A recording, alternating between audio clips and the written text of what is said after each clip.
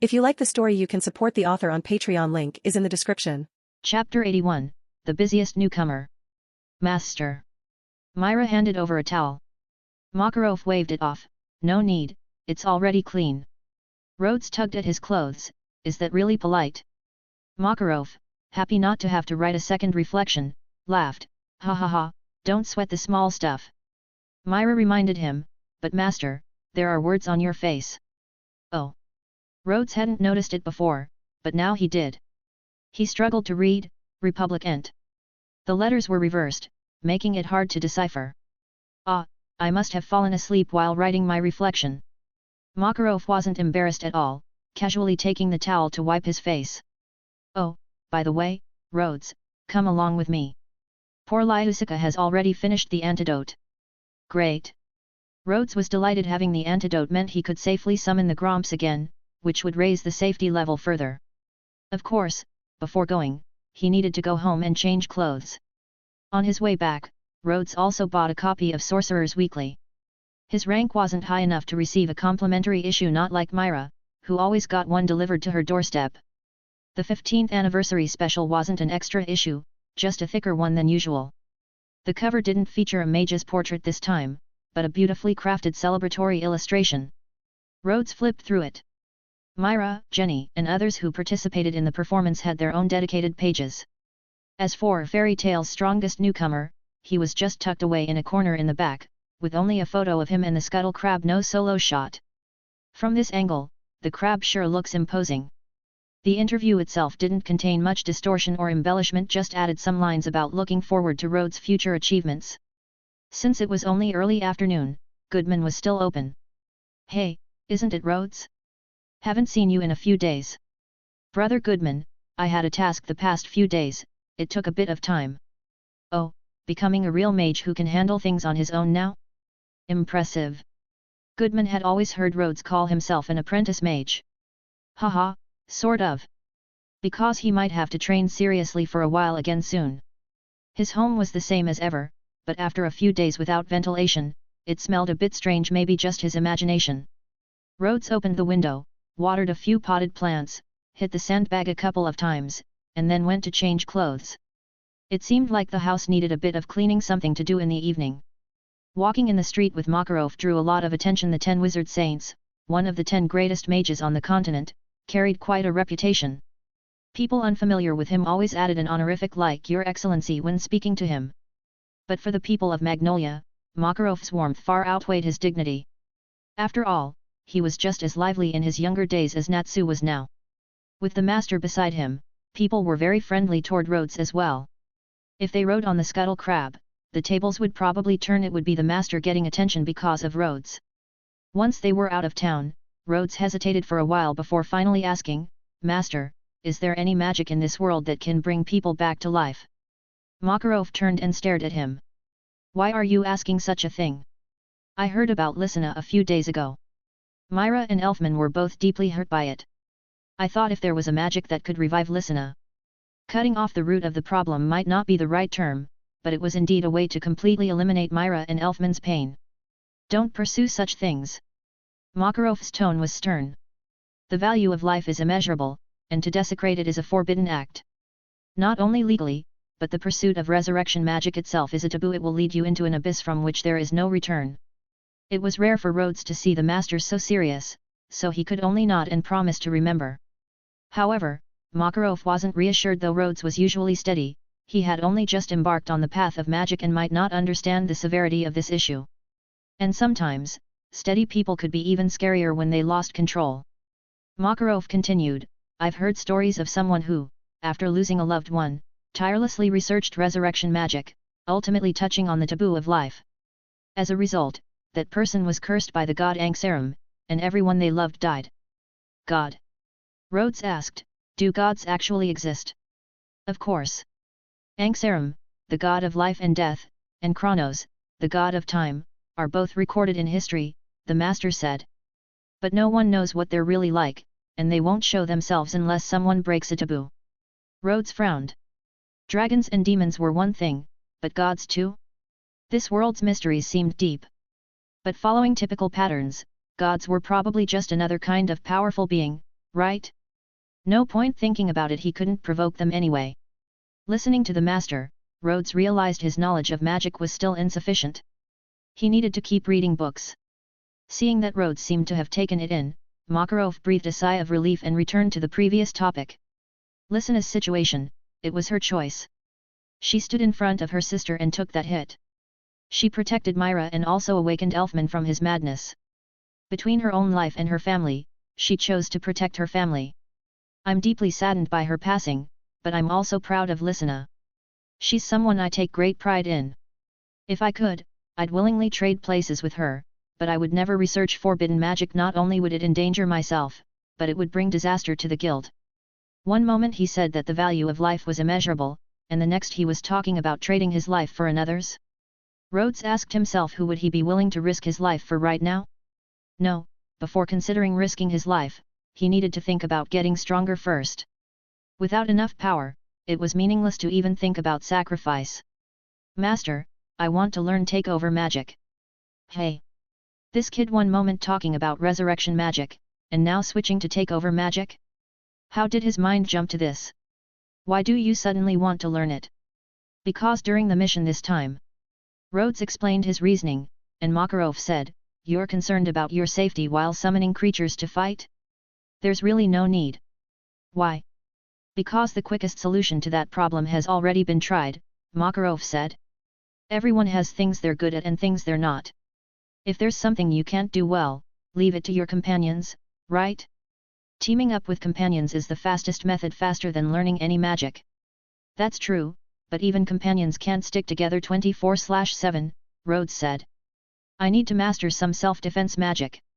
Makarov sensed a different mindset in Rhodes compared to his own. Why consider that? Even if you know defensive magic, can anyone stay alert 24/7? Rhodes, this kid. Fine, if you want to learn, give it a try. But... Makarov thought about Rhodes' character and asked, you're aware of the risks involved in takeover magic, right? Rhodes nodded. A little bit. I'll study more before I begin practicing. I won't rush into it. Makarov nodded in satisfaction. He was confident in this. Rhodes was a careful child. He even wanted someone to supervise him when summoning Poro to mitigate risks. But soon he was conflicted again. Was this kind of personality ultimately good or bad? Chapter 82, Takeover Magic. For just the basics, having me as your tutor is fine, but after that... Makarov thought for a moment and said, go ask Myra for guidance. Rhodes looked at him, ask Myra. Yes, you already know, don't you? She used to be an S-class mage and practiced takeover magic. What I meant was, would it be okay for Myra? This much won't be an issue, she's a strong girl, Makarov replied. Besides, it's been almost a year since Lysina's incident. Although such sorrow never truly fades away, we can't let her live in grief forever. Helping her heal and find a new direction is our duty as comrades. Even if Makarov hadn't mentioned it, Rhodes had planned to do so anyway. He was only worried that suddenly bringing up takeover magic might upset her. Myra's situation was complicated, and it needed a proper opportunity to discuss. Oh, and it turns out there's just such an opportunity. Rhodes asked, Master, do you know any good restaurants in Magnolia? Makarov was caught off guard for a moment. Res. Torrent?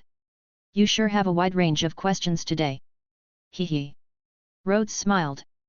They seemed unconnected, but there was some underlying relevance. The most expensive one is near the cathedral, the best tasting one is by the South Park, the best overall. Makarov laughed, is our guild. You, Rhodes said in disdain. I understand your love for the guild, but saying that all of a sudden is really corny. Makarov actually blushed, you little brat with no sense of sentiment. Rhodes widened his eyes, Makarov blushing. But after a few seconds, Rhodes felt at ease. Just now in the guild, the old man had even wiped his nose on him. A bit of blushing wasn't a big deal. The old man was rather cute. Getting the antidote wasn't much trouble. Poor Lyusika threw a small bottle at Rhodes and warned him not to misuse the poison even with the antidote. Rhodes, feeling cheeky, asked if there was a backup or a backup for the backup. Then poor Lyusika promptly kicked him out and slammed the door shut. Forgot to ask about the cost. Rhodes realized his debts might have just increased a bit. The master seemed to have other business with poor Lyusika, so Rhodes thought it better not to disturb them. Once he learned takeover magic, he'd head out again to earn money and pay off his debts. September began with a light drizzle, falling from midnight until the morning. Along with it came a hint of autumn's chill. The evidence of the temperature drop was that Warm was willing to run around by Rhodes' side again.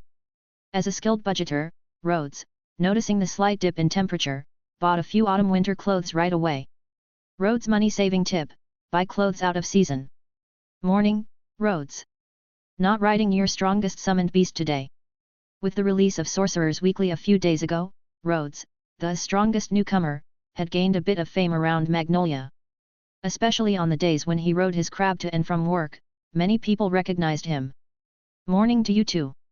The strongest summoned beast likes a day off every Sunday, it's not always willing to carry me around. Rhodes maintained basic politeness, but fake news rolled off his tongue effortlessly. A summoned beast with a day off? Incredible. Yet. With a spring in his step, Rhodes headed toward the guild. He was in a good mood today. In the past 2 days, he'd spent a lot of time in the guild's library reading about takeover magic. He was nearly ready to give it a try.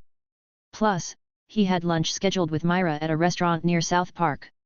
According to the master, the food there was good, not too expensive, and there were lots of beautiful ladies. The downside was that most of them had male companions. The more Rhodes listened, the weirder it sounded. Wasn't that just a date spot? And it sounded like the old man frequented this restaurant and always stared at the pretty women? Is that how eternally youthful he was? The master sternly declared that he was just appreciating them. One couldn't help but wonder if Mikau and Wakaba had learned their bad habits from him during their younger years. In the morning, Rhodes did his usual cleaning. When he wasn't on a mission, he worked part-time as a server at the guild's tavern. Even after he could handle most missions alone, he didn't plan to quit this job. He'd already imagined it one day, he'd be so strong, he'd be like Erza, taking on an entire enemy guild by himself. When the last opponent fell and, with their final strength, asked him, Who are you? Rhodes would answer, just a guy who serves drinks at the guild. He couldn't wait for that scene. The guild gradually grew lively, and suddenly Natsu came running to the counter with a mission flyer. Myra, I'll take this one. Rhodes, wanna team up? No, I've got plans today. Rhodes thought for a moment and asked, why are you heading out again? Did you and Happy already spend all the rewards from last time? There's still a lot left from last time, Happy said. But this mission is to investigate a monster that suddenly appeared at the volcano. A monster at the volcano? That's right. Natsu clenched his fist, eagerly saying, Igneel loved volcanoes, and this monster that appeared suddenly, it could be Igneel. I see. Rhodes recalled that Natsu had always been searching for his adoptive father, the fire dragon Igneel. Even if there was only the vaguest clue, regardless of the distance or the travel time, Natsu would grit his teeth and insist on going. Rhodes asked Myra, is this kind of mission dangerous? Unknown monsters can be a bit dangerous.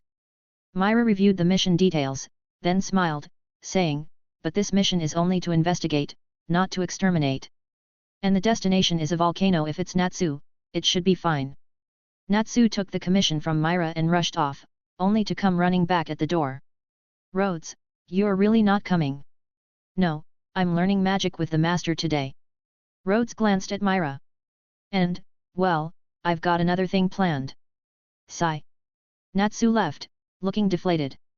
Myra smiled, as expected of the strongest newcomer. Natsu has started to rely on you this quickly. Rhodes replied, I think he trusts my scuttle crab more. Shortly after Natsu left, Kana also came to the counter with a mission flyer. Myra, I want to take this mission. Okay. Myra glanced at it, recording it while asking, Kana, it seems you haven't worked in a while, right? Kana looked a bit unnatural, I haven't been drinking much lately, so I'm not short on booze money. Myra thought for a moment, then said, speaking of which, the guild's liquor sales have dropped significantly recently. Kana pretended to be angry, are you saying I alone support the tavern's revenue? Myra laughed, just kidding, but you are one of our main patrons. At this moment, the master's voice called out, Rhodes, come to the yard. Coming. Rhodes waved at Myra, Myra, see you at noon. All right. Oh, see you at noon? Another date with Rhodes. Kana covered her mouth, saying dramatically, I'm so jealous. Chapter 83, The Soul of a Wild Creature. Are you sure you want to take it over? Makarov looked at the large, green crab in front of him. That will mean taking its body. Yes, I want to try. Rhodes nodded. Even if I take it over, as long as I release it within a certain amount of time, it shouldn't be harmed, right? I've already mastered the method to release it. Back when Rhodes first learned to ride a bicycle, he experienced the painful lesson of only knowing how to ride but not how to stop, always crashing into a wall to come to a halt. Naturally, he learned his lesson learning to stop before learning to skateboard, and asking how to brake before learning to drive. When he learned summoning, he was excited and only learned the forced recall later. Now, learning takeover, he wasn't about to make the same mistake. Makarov frowned but felt that Rhodes was trustworthy. If you're sure, then let's begin. All right. Rhodes placed one hand on the crab's head. Be good, don't resist. He closed his eyes, focusing on the flow of magic within his body, trying to match the state described in the books. At a certain moment, Rhodes opened his eyes. Take over. A blue magic glow poured from Rhodes' hand, enveloping the scuttle crab entirely. Immediately afterward, light patches flickered on Rhodes' body, and golden light enveloped him. The golden light only lasted for a short time. When it faded, Rhodes felt a large chunk of his magic power drained away. And then, nothing happened. Through the crab's eyes, he could see himself looking confused. Makarov said, it failed concentrate. Even a failed takeover uses up that much magic. Rhodes was disheartened. A failed attempt like this meant one less chance to practice in the morning. Of course. When magic reaches this stage, whether it succeeds or not, the magic power has already been consumed. Makarov asked, why did you get distracted at the last moment? Well, I was worried it'd look ugly. Rhodes was a bit anxious. There are different kinds of takeover magic. Some people completely transform into the creature they take over, while others keep their original form with only some features of what they've taken over. Rhodes really didn't want to end up scuttling sideways like a crab. If you're worried about that kind of thing, then maybe takeover magic isn't for you, Makarov said. First, you have to believe in your own heart, and then it will respond to you with a miracle. But remember, it isn't really a miracle, it's just your heart. Magic is the power of one's heart. Believe in myself, believe in my own heart. Rhodes tried to ask himself, what did he want most? First strength, then style. If he could be strong enough, it wouldn't matter if he wasn't stylish because as long as he defeated his enemies, that'd be the coolest thing. But how strong could taking over a crab really make him? No, crabs have their own strengths. Also, the power of takeover magic, aside from depending on the creature being taken over, also relied heavily on the user's own magic power. If the master used takeover magic, even if he took over a common rabbit, he could probably kick most of the guild members into the sky with one blow. Believe. Take over. Light patches lit up, a flash of golden light, and the crab disappeared from its place. Rhodes' appearance changed dramatically. Hands, legs, and body, even his head, were covered by a hard shell like he was wearing green armor. A pair of antennae stood up from his head, and his face seemed to be wearing a mask, his eyes glowing a faint yellow.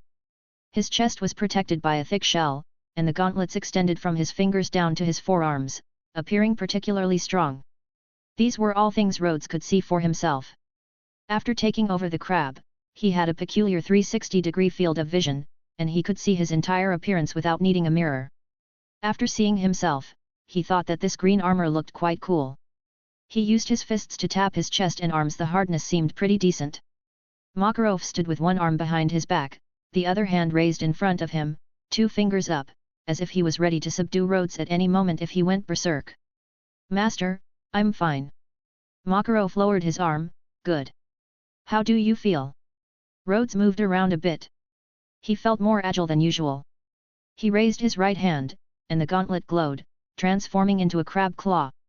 As he opened and closed it, he could feel the power behind it. Rhodes tried moving his legs, and immediately he dashed forward, much faster than usual. He focused his mind, immediately using the crab's skill, and it seemed like after images were left behind as he moved. Is this phantom step? Rhodes got momentarily distracted, and with a loud crash, he smashed through the courtyard wall, charging straight out. It was, apparently, the same spot that the crab had smashed through last time he summoned it. What a coincidence! Rhodes was thrilled to find that crashing through a wall didn't hurt at all. Rhodes. I'll fix it later. Rhodes' voice was carried away by the wind as he ran to the lake behind the guild. Swimming, diving, even standing on the lake surface. Taking over the scuttle crab automatically gave him mastery over water combat. Speaking of the crab, Rhodes focused his mind, sensing the summoner's rift. In the upper and lower river lanes, one crab was patrolling the upper lane, and the other hadn't disappeared but instead had entered a resting state, its main body submerged underwater with its antennae sticking out. This left Rhodes confused. This magic was supposed to take over the target's body, but what exactly had he taken over? Its respawn timer? Rhodes spent a while in the lake, getting familiar with this magic, then returned to the courtyard and undid the takeover magic in front of the master. Thankfully, there was no situation like cheetahs where his clothes tore. Any discomfort?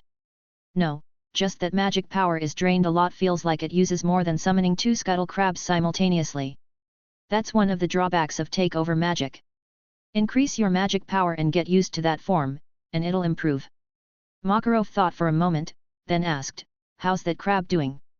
Rhodes checked the summoner's rift. There were scuttle crabs patrolling both the upper and lower lanes. It has recovered. That's good.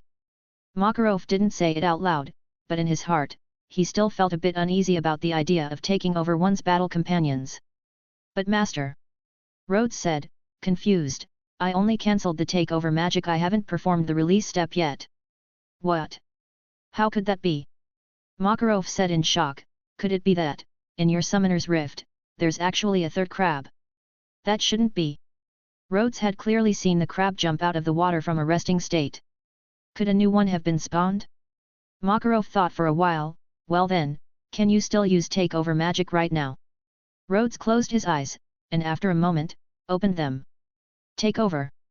Familiar light patches appeared, and Rhodes transformed once again. Chapter 84, see, isn't it cool? So what will happen if you actively release the scuttle crab soul you just took over? Rhodes undid the takeover magic and then tried actively releasing it. It seems like nothing happened. A third crab didn't appear. Rhodes checked his own state, but now I can't transform into that form anymore. I've never encountered a situation like this before. Makarov frowned, thinking. Normally, if you actively release, another crab should appear. Try taking it over again. Alright. Rhodes followed the same steps as before. He summoned the scuttle crab and then took it over. He successfully transformed, and the crab entered a dormant state once again. After he cancelled the takeover magic, the crab recovered. And the next time he used takeover magic, it was unaffected. Even if he didn't actively release it, he could still summon 2 scuttle crabs. Though, it was a bit inconvenient with the pendant.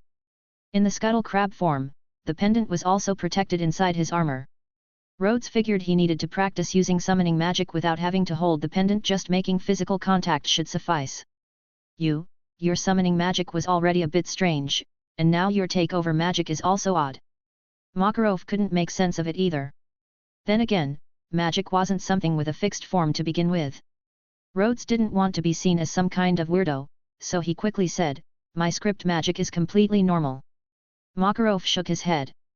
It wasn't normal, it was weak. In any case, pay close attention to your physical condition from now on. Once you're sure there's no problem, try taking over something else. Alright, master. Then I'll go practice by the lake for a while. Rhodes, still in his scuttle crab form, took a step forward to dash out. However, in the next moment, a large hand grabbed him.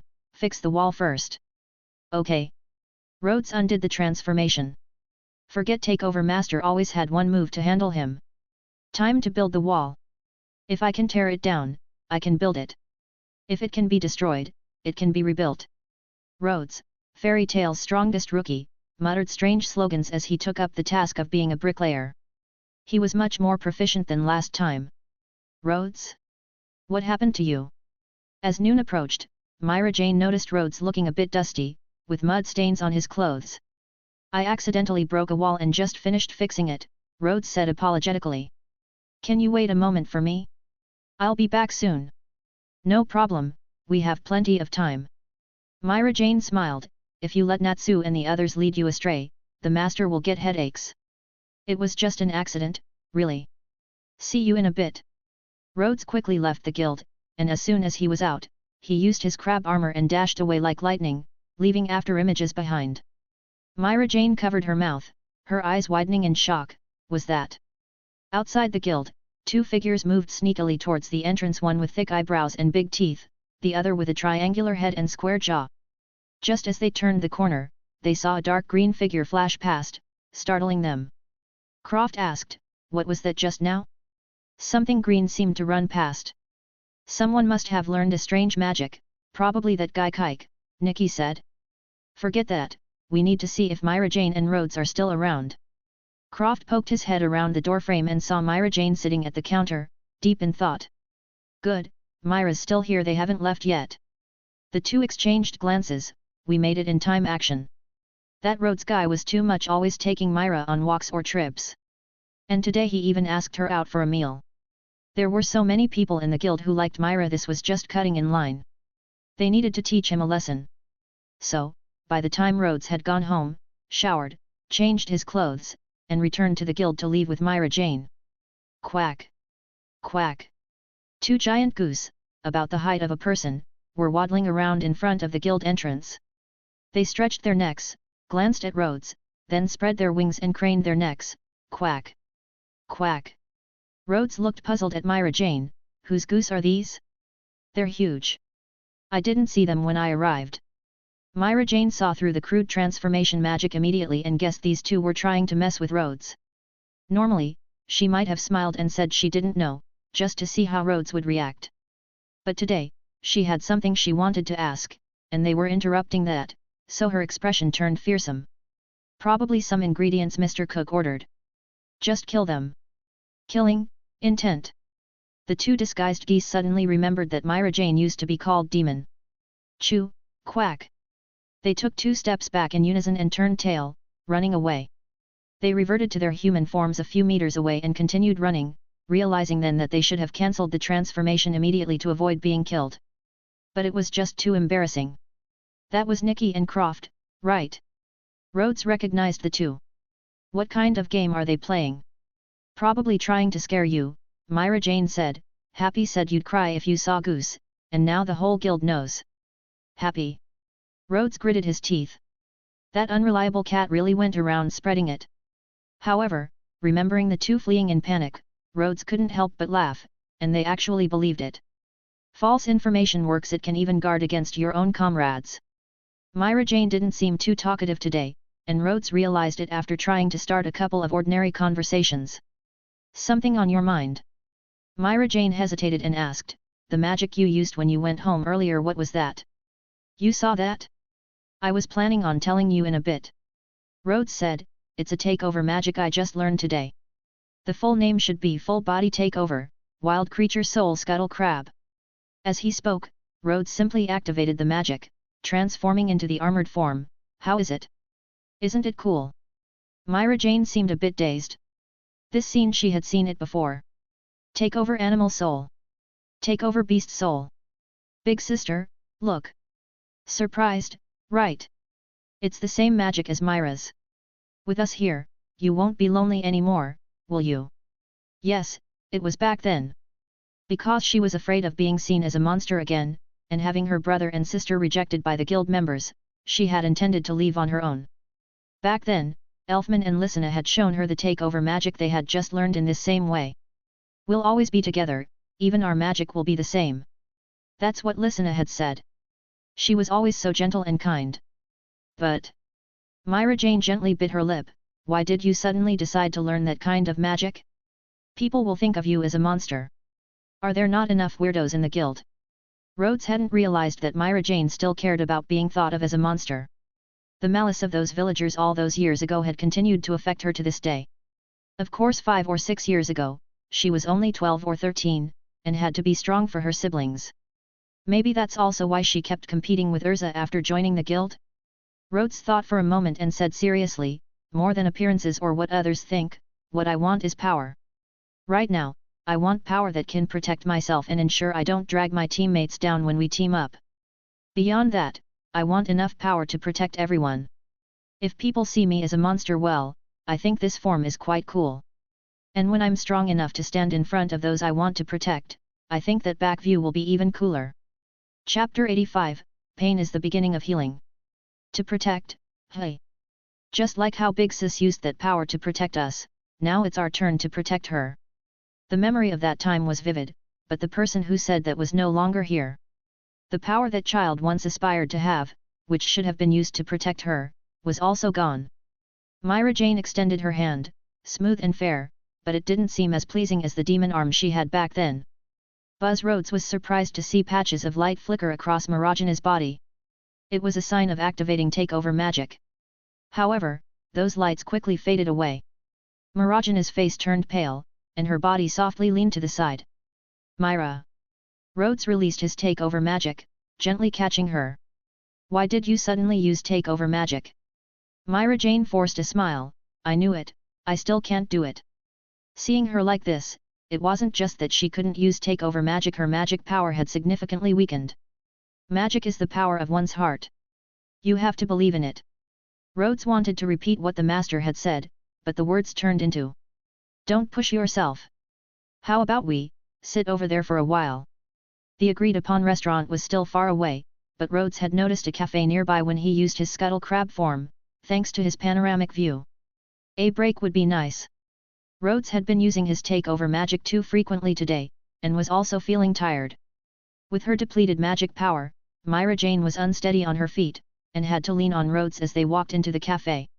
To onlookers, they looked just like a close couple. But in this situation, Rhodes couldn't feel happy at all. Welcome. Could we get a quiet spot, please? This way, please. Guided by the server, they sat down in a quiet corner and casually ordered some drinks. Myra Jane seemed downcast. Sorry, I suddenly caused you trouble. Haven't I always been bothering you too? No, wait. Rhodes cleared his throat and attempted to imitate a broadcaster's tone. Serving Miss Myra Jane is my honor. Please, feel free to trouble me as much as you like. Does that sound more considerate? Myra Jane managed a smile. When did you learn this from Loke? Rhodes looked regretful. I wish I could learn a few moves from him. Unfortunately, he runs away whenever he sees me. Speaking of which, Mr. Hibiki once tried to impart this kind of knowledge to you. When was that? Rhodes was startled. Had he missed a treasure? Myra Jane thought for a moment. It was the day he helped you learn the common language. Right, you couldn't understand what he was saying back then, so the master declined on your behalf. Rhodes feigned regret, complaining a bit dramatically, why did the master do that to me?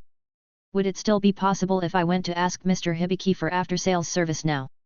Myra Jane finally laughed, but Blue Pegasus is very far away. That's a minor issue. Rhodes was determined. They might charge extra. No problem.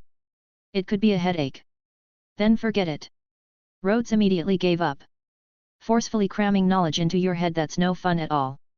If I had to choose now, I would definitely opt to learn from Miss Myra for several more months. Why did I have to rush for a language package back then? So dumb, I despise my past self. Myra Jane didn't respond. She wasn't sure if Rhodes meant what she thought he meant. She feared she was guessing right, yet she also feared she was overthinking. Your coffee. The waiter always seemed to arrive at just the right time. Rhodes didn't think so, though, as he added sugar, and then some more sugar. That's too much, isn't it? Myra Jane asked. I like it sweet. How much sugar do you want? Just 1 cube. Too much, and I'll gain weight. Rhodes didn't understand why even Myra Jane had such worries. Aren't we wizards capable of eating slimming mushrooms? Myra Jane slowly stirred her coffee with a small spoon. You still haven't told me the details of your last mission. It was partly business and partly personal. On the business side, it was expected that Rhodes should report to the guild about the general progress of completing the mission. Some strict guilds might even require a formal report. But Fairy Tail had no such rules. No progress report was needed at all. On the personal side, Myra Jane was a bit curious about what Rhodes meant by encountering some unexpected events during the mission.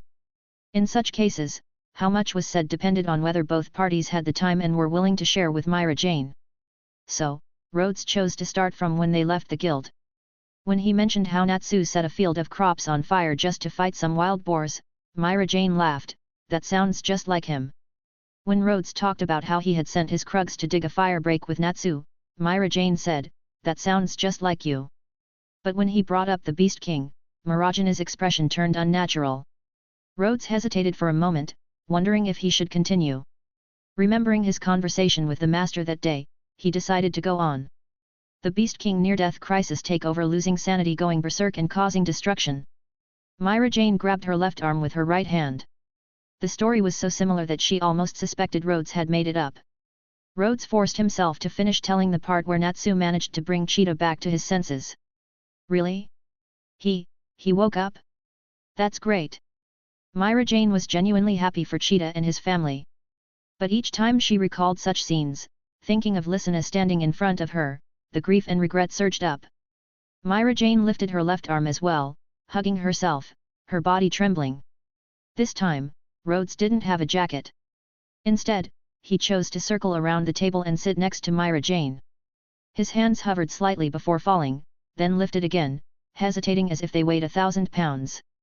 Rhodes ultimately wasn't Loke or Hibiki, he couldn't casually put an arm around someone. He gently patted Mirajana's back. Can you tell me about it? About Lysina. Myra Jane spoke softly, you already know, don't you? I've heard a bit. She seemed like a cute girl, a bit delicate. No. She wasn't delicate at all. Lysina, she... Myra Jane realized she had overreacted and stopped herself in time. But the sudden raise in her voice drew curious glances from around them. Rhodes stood up, raising one hand in apology. Sorry, I didn't mean to. I know. It's because I misunderstood Lysina, right? Rhodes said. I'm the one who should apologize. What kind of person was she? Mirajana's trembling slowly stopped, and her thoughts drifted from that painful night to even earlier times. Lysina was a strong child, she always had been. When the villagers treated us like demons, it was always her standing up for me. As Myra Jane spoke softly, Rhodes' anxious heart finally eased a little. The pain of losing a loved one can sometimes make a person feel completely shattered. It's a feeling that lingers for a long time, maybe for the rest of one's life, never fully disappearing. All we can do is try to accept it, work hard to overcome negative emotions, and gradually rebuild ourselves.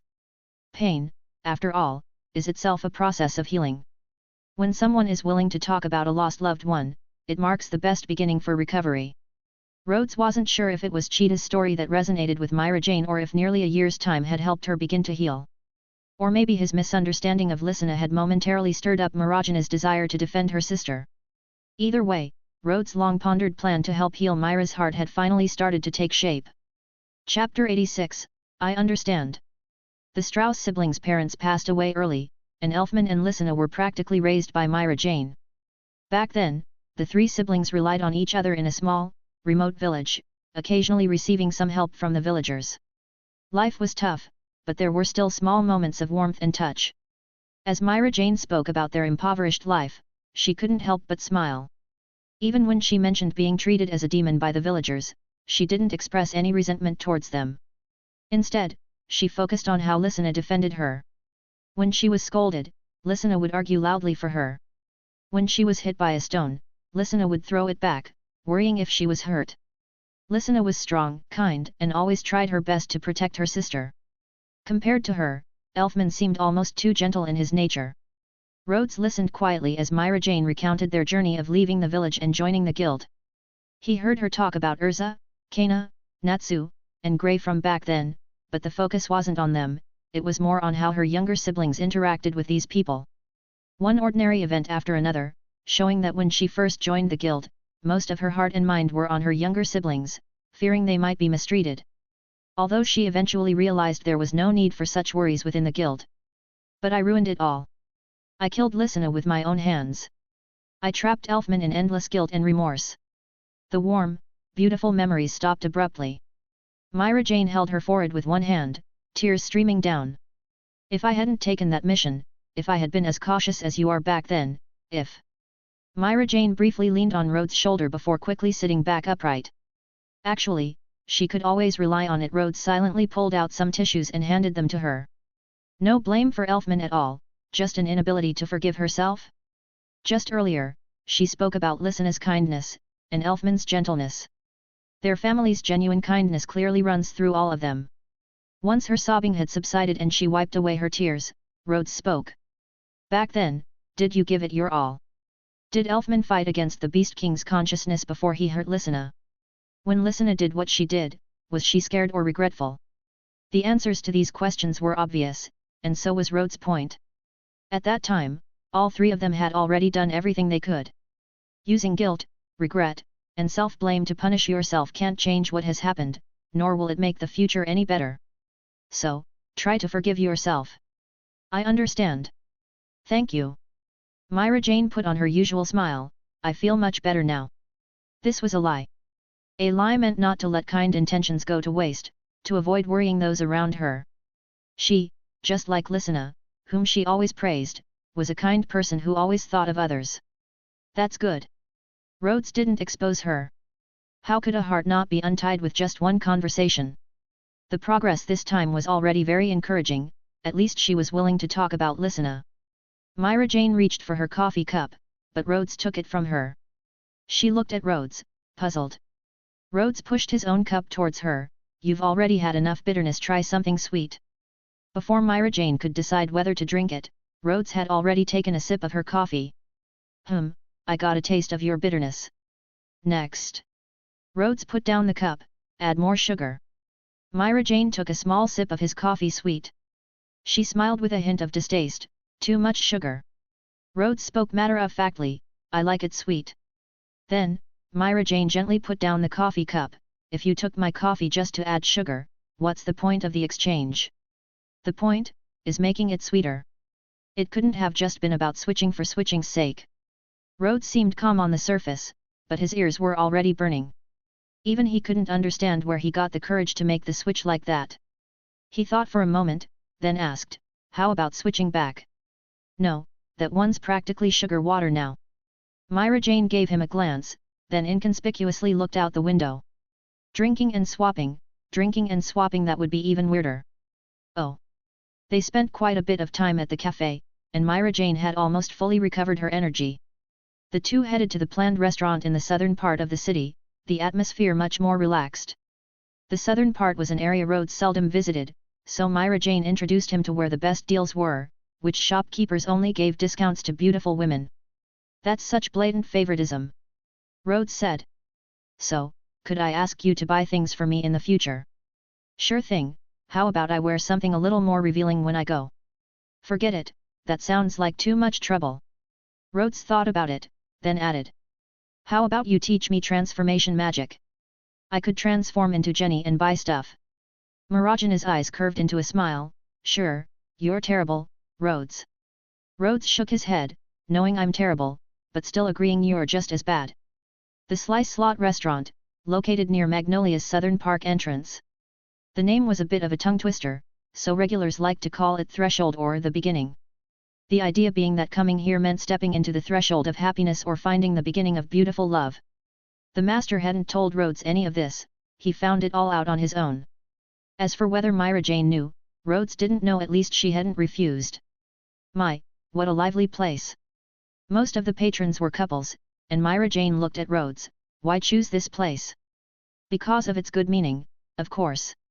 But I couldn't say that, so Rhodes chose to pass the buck.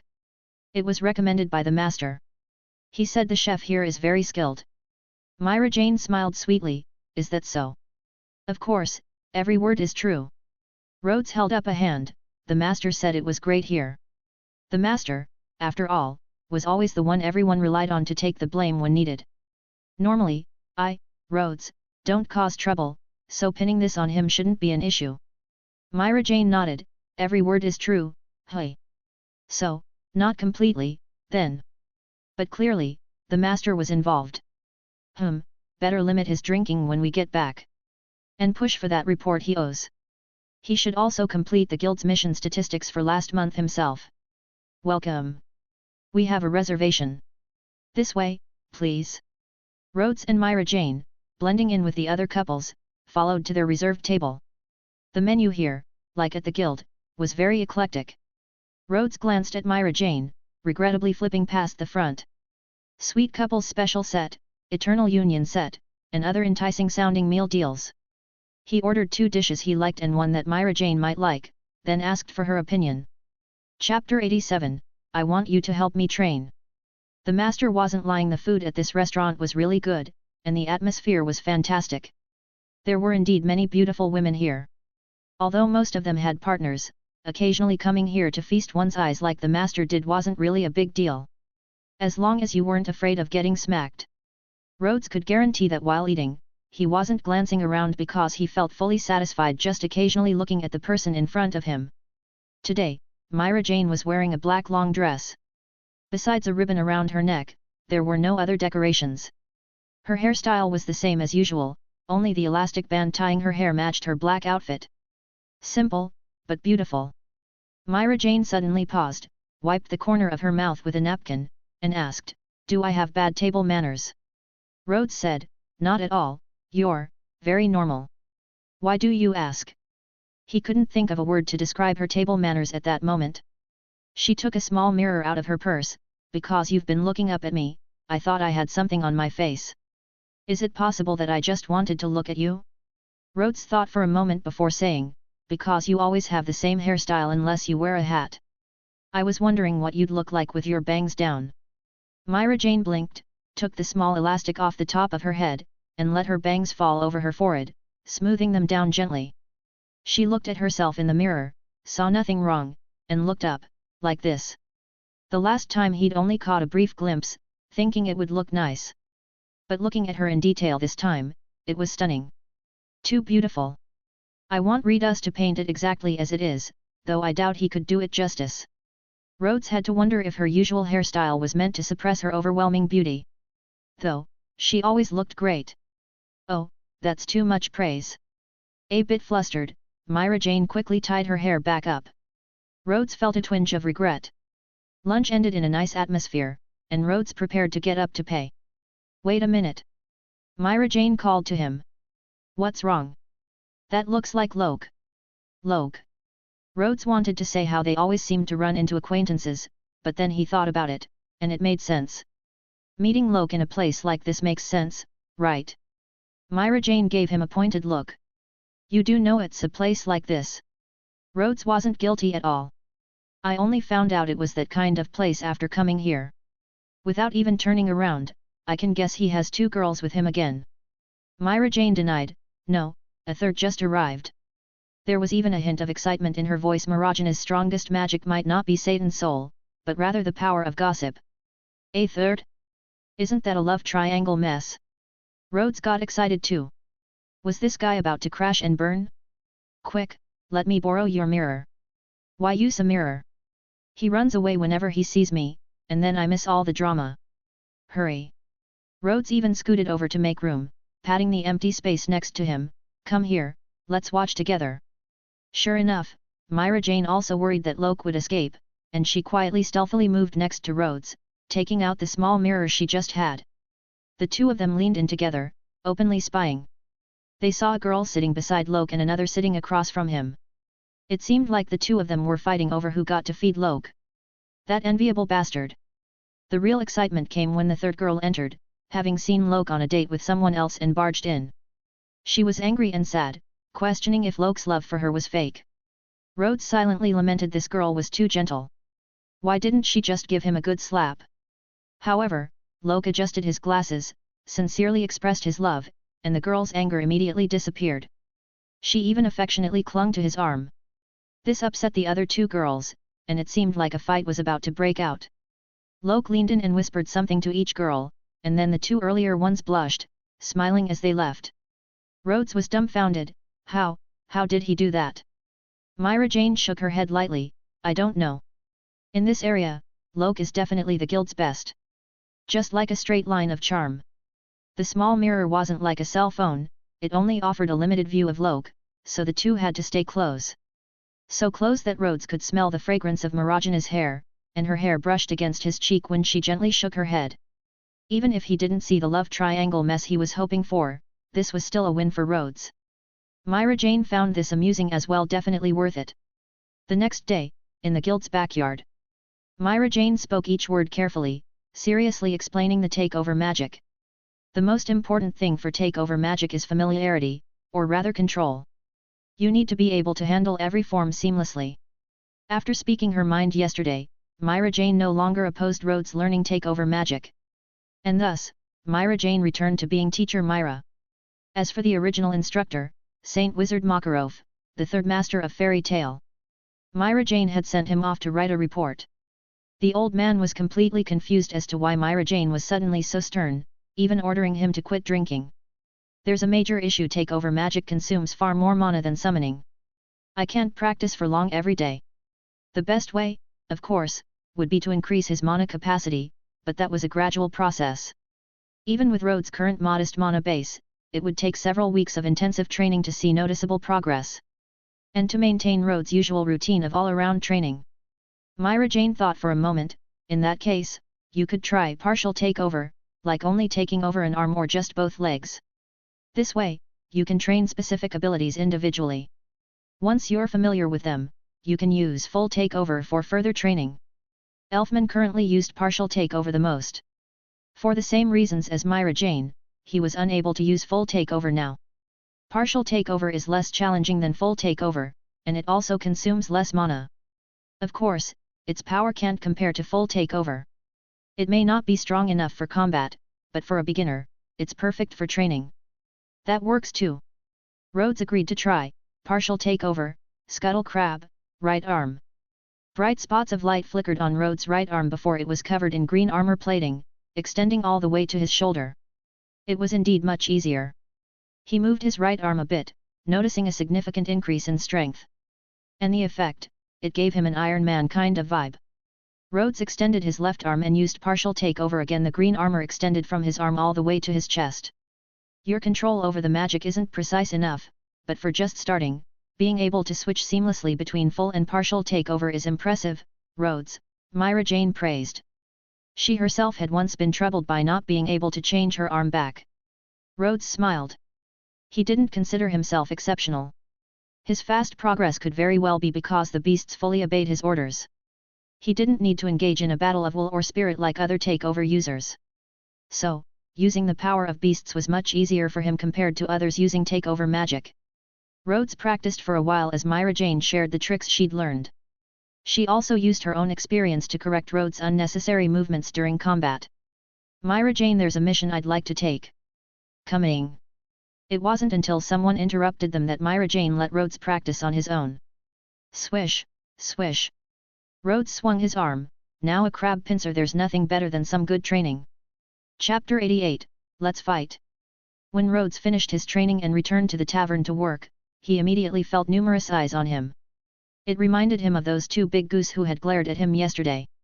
Coincidentally, Croft and Nikki were among those people too. Flirting with the guild's belle really does stir up public anger. Rhodes clenched his fists, saying somewhat provocatively, "Anyone wanna fight?" Swish, swish, swish. More than a dozen people in the tavern stood up, their expressions unfriendly. Even Macau and Wakaba, who usually treated him well, were among them. Knowing when to yield, Rhodes decisively said, "Well, go ahead and start fighting amongst yourselves, I don't feel like fighting today." Are you kidding me? In guild fights, it's an unwritten rule to start with fists before magic. Fighting against over a dozen guys without using magic?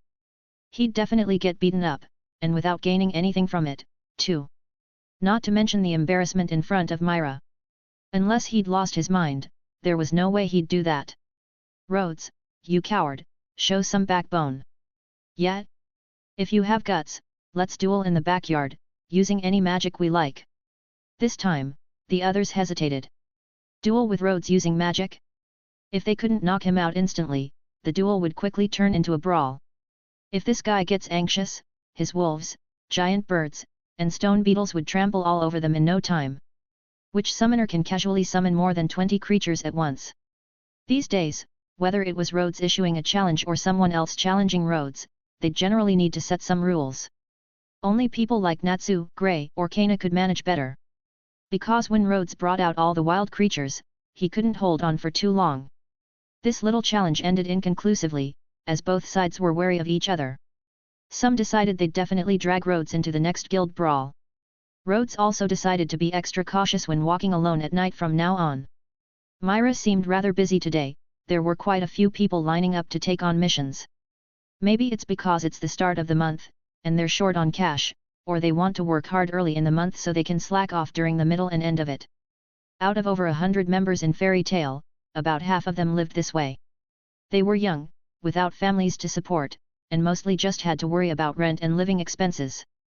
With little financial pressure, they spent most of their time hanging out at the guild, eating, drinking, and having fun. Many of them weren't too concerned about improving their skills.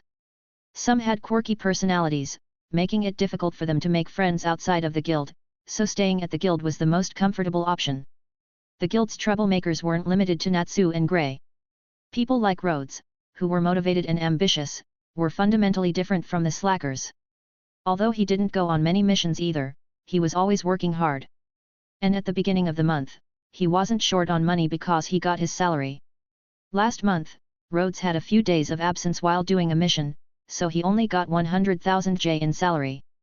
Myra seemed to have cut him some slack while calculating his salary. By his own estimates, it should have been only 80,000 J. To thank her for her kindness, Rhodes decided he'd invite her out for some desserts in the coming days. Rhodes, 2 orders of pan-fried cod here. Rhodes conveyed the order to cook at the kitchen counter, then shouted to the customer who ordered. Croft? You still dare to call on me?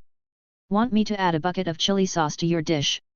Croft wasn't fazed at all. Go ahead, cook will kill you for it. That was indeed an issue. Wasting chili sauce and ruining one of Cook's masterpieces would definitely get him chased around with a knife. A moment later, besides sending out the plates, the kitchen counter also sent out a little poro. Why are you here too? Got kicked out. Rhodes picked up Worm, feeling the little creature had grown even heavier. Snuffle. Worm seemed very happy, its tiny horns bobbing up and down. It jumped out of Rhodes' arms and ran back to the kitchen counter, where it hooked a basketball-sized bag with its paw. Worm opened the bag and showed its contents to Rhodes. Is this Poro delicacy? Rhodes looked at the biscuit-like food inside, pleasantly surprised. It's a success. Worm nodded, then shook its head. This round, fluffy little creature seemed to have a hard time making such complex gestures. So, it's a partial success. Rhodes thought for a moment. Poro delicacy version 1.0, then. Snuffle. Worm took out a biscuit the size of a plate and handed it to Rhodes, signaling for him to try it. Rhodes hesitated a bit. He remembered Cook mentioning he wanted this to become a guild specialty snack. All right, I'll give it a try. He broke off a small piece and gave it to Worm first, saying righteously, Poro delicacy, Poro tries first. Oh, filthy human, exploiting the adorable Poro just because he's afraid it might not taste good. Rhodes observed Worm's expression closely. Good, it didn't seem bitter, spicy, or weird. Seeing Worm so happy, Rhodes felt a twinge of guilt just about 0.01 milligrams and decided not to make Worm help clean under his bed next time. Poro delicacy tasted soft, sticky, and sweet like a chiffon cake, making it a great snack. Not sure about the effects, but given Worm's recent growth spurt, it seemed to help its development. At least, the research funding hadn't gone to waste. But seriously, is Worm growing because of eating Poro delicacy, or has it just been hanging around the kitchen too long and put on weight? Mid-September, Magnolia gradually entered autumn. After 2 light rains early this month, the summer heat was nearly washed away. Taking Worm out in the morning, Rhodes felt the chill in the air, which made him glad about his decision to prepare for autumn and winter clothes early. Recently, the Sorcerer's Weekly had advertised a lot of new fall clothing, and prices in town seemed to be rising too. Rhodes decided he'd go shopping after work today, looking for some outdated clothes. For men's clothing, how outdated can it get? Picking something simple and classic, avoiding odd colors and patterns, generally meant it wouldn't go wrong.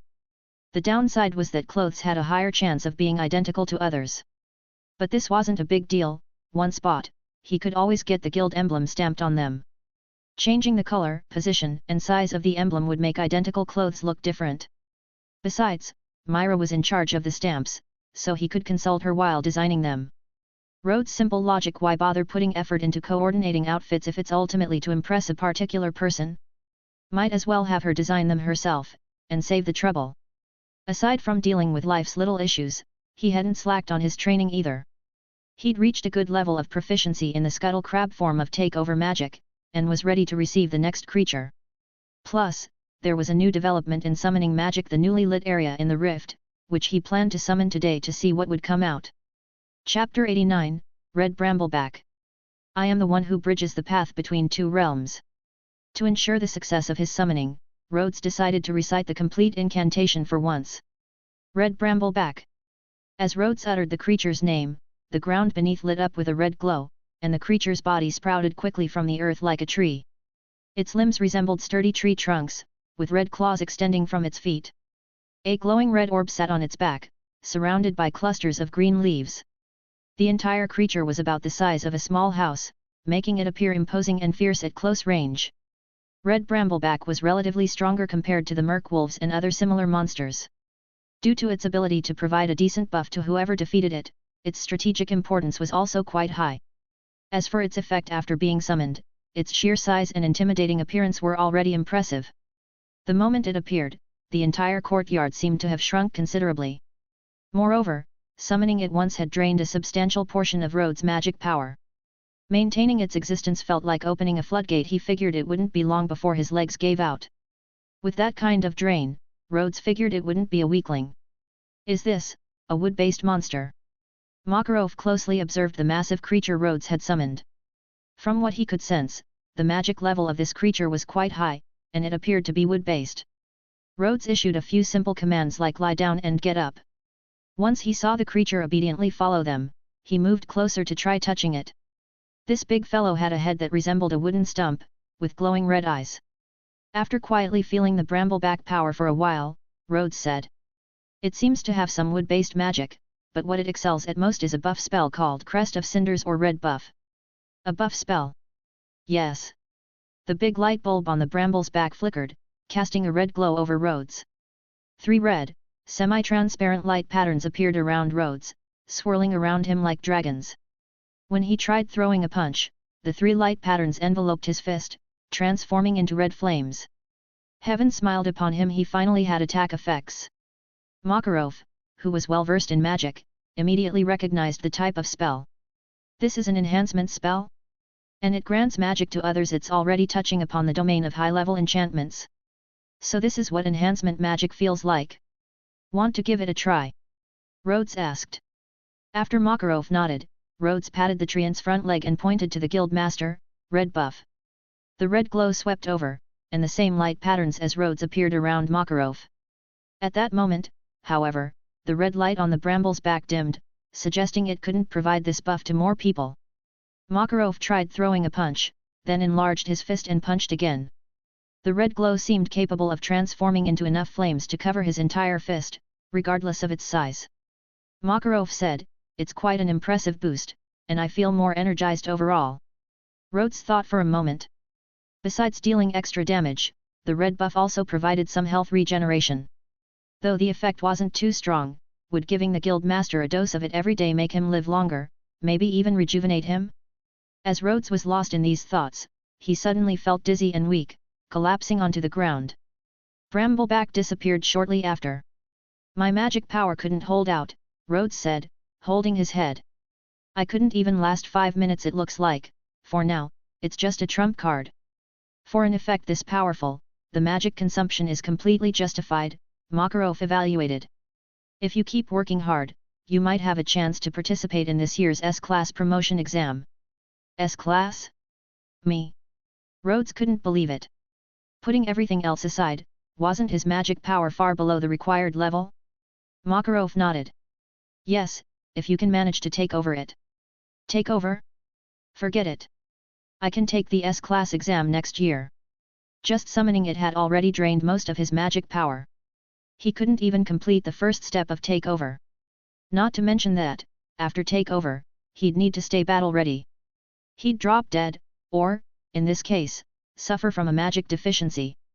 Looks like he'd have to work hard on improving his magic power next. "Keep it up." Makarov seemed pleased with Rhodes' response. Indeed, even when faced with the allure of advancing to S-Class, he didn't act recklessly. If it were Natsu, and he heard that receiving a monster could grant him a chance at the S-Class exam, he'd try immediately, regardless of his magic power level. That was also why Makarov had brought up the S-class exam to Rhodes. The boy's personality and temperament could make up for his lack of magic power. Natsu, on the other hand, was an example of what not to do. His strength wasn't enough to compensate for the shortcomings in his character and experience. It was only mid-September, with 3 months left until the S-class exam. Makarov had high hopes for Rhodes' progress. By the way, how long does this red buff effect last? Makarov asked. Rhodes replied, if the Brambleback is present, it can last around 10 minutes. If it's not, it can only last about 2 minutes. 2 minutes was plenty. Battles between wizards often ended quickly. Sometimes, an encounter with an opponent of the right element could end in a single move. If it was an unfamiliar spell, the person might already be on the ground before they knew what had hit them. Long-lasting, drawn-out battles were rare, those were usually wars or prolonged confrontations between well-matched opponents. In that sense, a strong buff that lasted a few minutes was very valuable. Makarov, satisfied, returned to the tavern with the red glow still surrounding him. Rhodes truly had great potential. But Rhodes himself wasn't happy. Summoning a Brambleback only to run out of magic power in a few minutes. What if he couldn't end things quickly in a real battle? He'd always been steadily advancing his training stamina, magic power, summoning magic, takeover magic. Everything had been progressing in parallel, and his magic power had steadily increased as he unlocked more creatures. But today, he suddenly found it insufficient. Then again, the limitations of his magic power had first become apparent when he learned takeover magic. Rhodes sat cross-legged on the ground, pondering for a while. He had to prioritize enhancing his magic power from now on. The methods, meditation, along with extreme physical training. Extreme physical training not only built endurance but also tempered the will, which was highly beneficial for boosting magic power. The downside was that it was grueling and could risk bodily harm. But what if, after the extreme training, he applied a crest of cinders to himself? The slight healing effect might offset some of the negative side effects, right? To boost his magic power, he could afford to take a bit of a risk. Chapter 90, Erza's Little Trouble. Ouch! Rhodes, who was thinking about his future training plan, suddenly heard Natsu's scream. Why does the old man's punch hurt so much today? Next came Happy's voice, Natsu feels pain? You're lying, right? But the guildmaster just used fire magic. If you don't want to get hurt, then behave yourselves. Makarov scolded Natsu a few times, and then looked at the red glow gradually fading around him, lost in thought. Fire that could make Natsu feel pain was definitely not ordinary fire. Rhodes returned to the tavern feeling a bit guilty and sat on a stool at the counter to rest. Seeing that Myra didn't seem too busy, he asked, Natsu got beaten again. What was it for this time? He fought Nab and almost burned down the bulletin board, Myra said, glancing at the large bump on Natsu's head, finding it increasingly amusing. Burning down the bulletin board was indeed a good reason to get beaten. Rhodes' guilt reduced by 99.99%. Due to the investigate the volcano monster mission last time, Natsu had been feeling irritable these past few days. He'd been excited, thinking there was a clue about Igneel, the fire dragon. But when he arrived, it turned out to be just a fire lizard living in the volcano. Although they completed the mission without causing too much trouble, Natsu still felt unsatisfied. Since then, he and Happy hadn't taken on any new missions for 10 days. Rhodes also contributed a bit, helping Natsu so that even though he'd been eating and drinking a lot lately, he didn't run out of money for daily expenses. Myra thought for a while and asked, what was the deal with the guildmaster's magic? How did you know that I know? Although the guildmaster also knows fire magic, it's just the most basic kind. What he just used was completely different. As expected of teacher Myra. There was nothing to hide here, so Rhodes said, that was a special ability of the creature I summoned today. Myra pretended to be angry, now you call me teacher Myra. Why didn't you invite me to watch when testing a new spell? Because it's a new wild creature, and although all the creatures I've summoned so far have obeyed me completely, there's always a chance that a new one might go berserk. Not only for summoning a new creature, but Rhodes also didn't plan on asking her to watch when he received a new creature. Unless she could regain her S-class level, otherwise, if things really got out of hand and she got hurt, Rhodes would regret it forever. He always felt bad about troubling the guildmaster too. Maybe I should buy the guildmaster some drinks later. Oh wait, Myra's been restricting his drinking recently, so forget it. Such a heartless Rhodes. It feels weird for you to use the phrase obey completely here. Myra pondered for a moment but couldn't immediately think of a better word.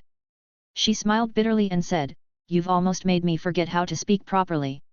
Rhodes patted his chest, "No worries, I'll take responsibility for teaching you the common tongue in the future."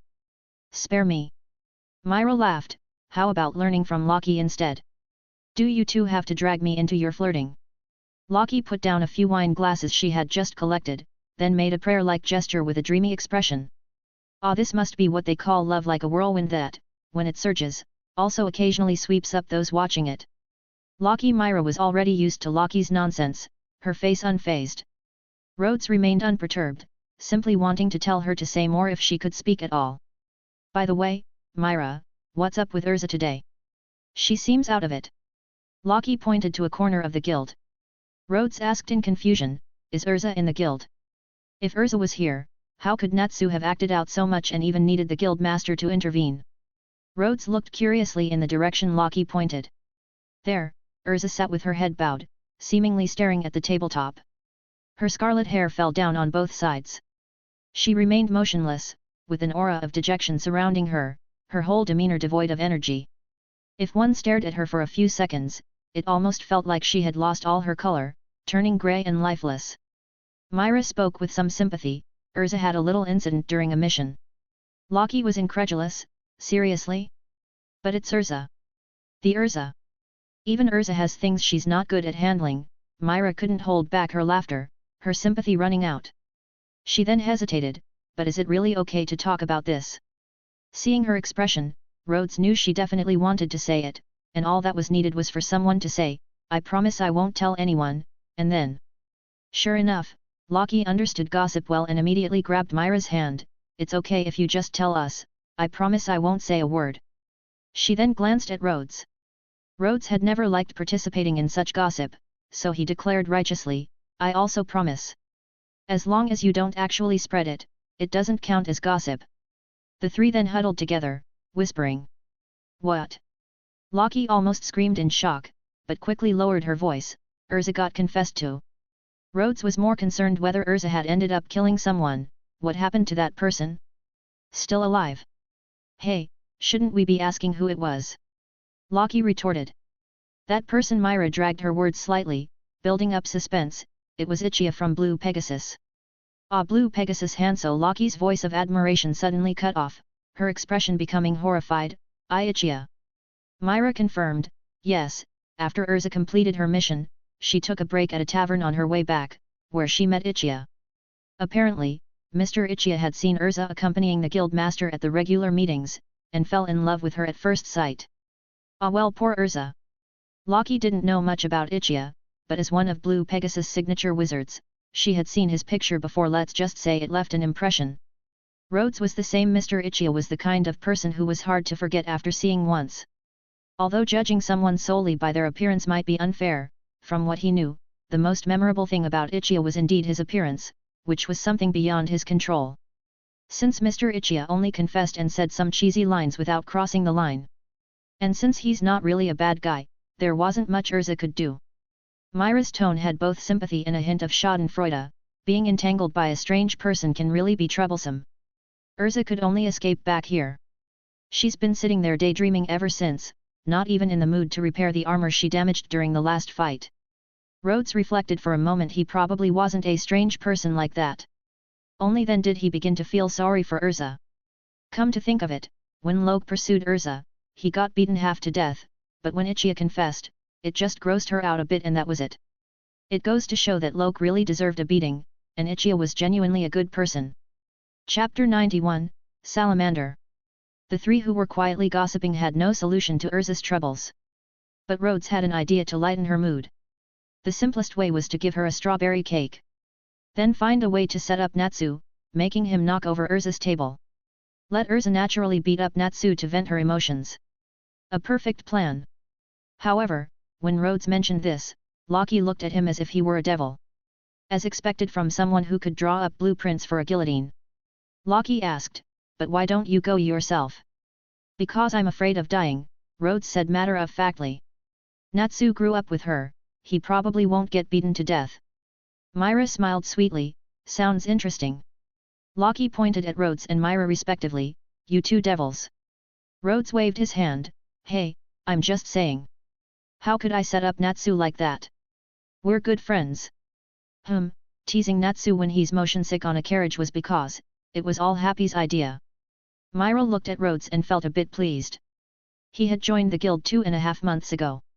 From being reserved and unfamiliar at first, to now caring about his companions and occasionally coming up with mischievous ideas. Myra could feel that Rhodes was gradually integrating into the guild, slowly becoming close to everyone.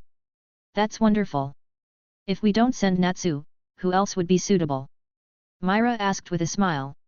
How about Elfman? Loki was shocked, are you really his sister? Gotta find time to spar with Elfman, Rhodes thought. Elfman also used takeover magic. Although he had some psychological issues, he still had decent combat power. Moreover. Anyway, from various aspects, it was necessary. Suddenly, a familiar voice sounded. Hey, Myra, Rhodes, and Loki, everyone's here. Warren. Myra smiled, long time no see. Loki thought for a moment, feels like you haven't shown up for a long time. Don't you ever run out of money? Rhodes also said, you finally decided to show up, hey. Because of that incident. Warren said embarrassedly. Here's the mission sheet from last time. Since that embarrassing incident happened last time, Warren hadn't dared to show up at the guild for a long time. When he had to take a mission, he would contact Myra from afar using his telepathy magic to ask for help in choosing, and then Rhodes would have Merkwolf deliver it quietly. Loki hadn't noticed this usually, so she didn't know about it and that's why she asked. Now, Warren had probably prepared himself to face that matter, or maybe he figured everyone had almost forgotten, so he finally decided to show up. Myra made a note, okay, confirmed completion. Do you want to take the next one? Warren shook his head, no, I plan to take a break. By the way, our guild has been really active lately. Rhodes asked, how so? Warren said, recently, every time I take a mission and show my guild mark, people ask me about the Fairy Queen. Loki said, Erza has always been famous, right? No, before, people didn't bring her up so frequently. Also. Warren pointed at Rhodes, the strongest newcomer, quite capable, already featured in Sorcerer Weekly magazine. Rhodes laughed, that was just a coincidence, a coincidence. Not just you guys. On my way back this time, I also heard people talking about the salamander. Warren thought for a moment and repeated, defeated a fire-breathing monster atop a volcano, just like a real fire dragon. That was probably about Natsu. Myra smiled, salamander, that title suits Natsu quite well. Yet, feels like our guild is becoming more and more remarkable. Warren looked at the still noisy tavern and said with some emotion, usually it feels so noisy, but now I kind of miss this place.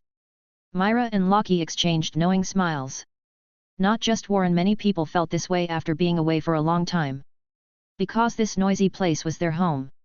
However, after watching for a little while, Warren couldn't help but dig in his ears, it's still so loud. Rhodes also laughed. When you're out and about, you might miss it a bit, but after coming back, you can find flaws anytime. That's more like it. Warren casually ordered a drink and took it himself, planning to find Max for a chat.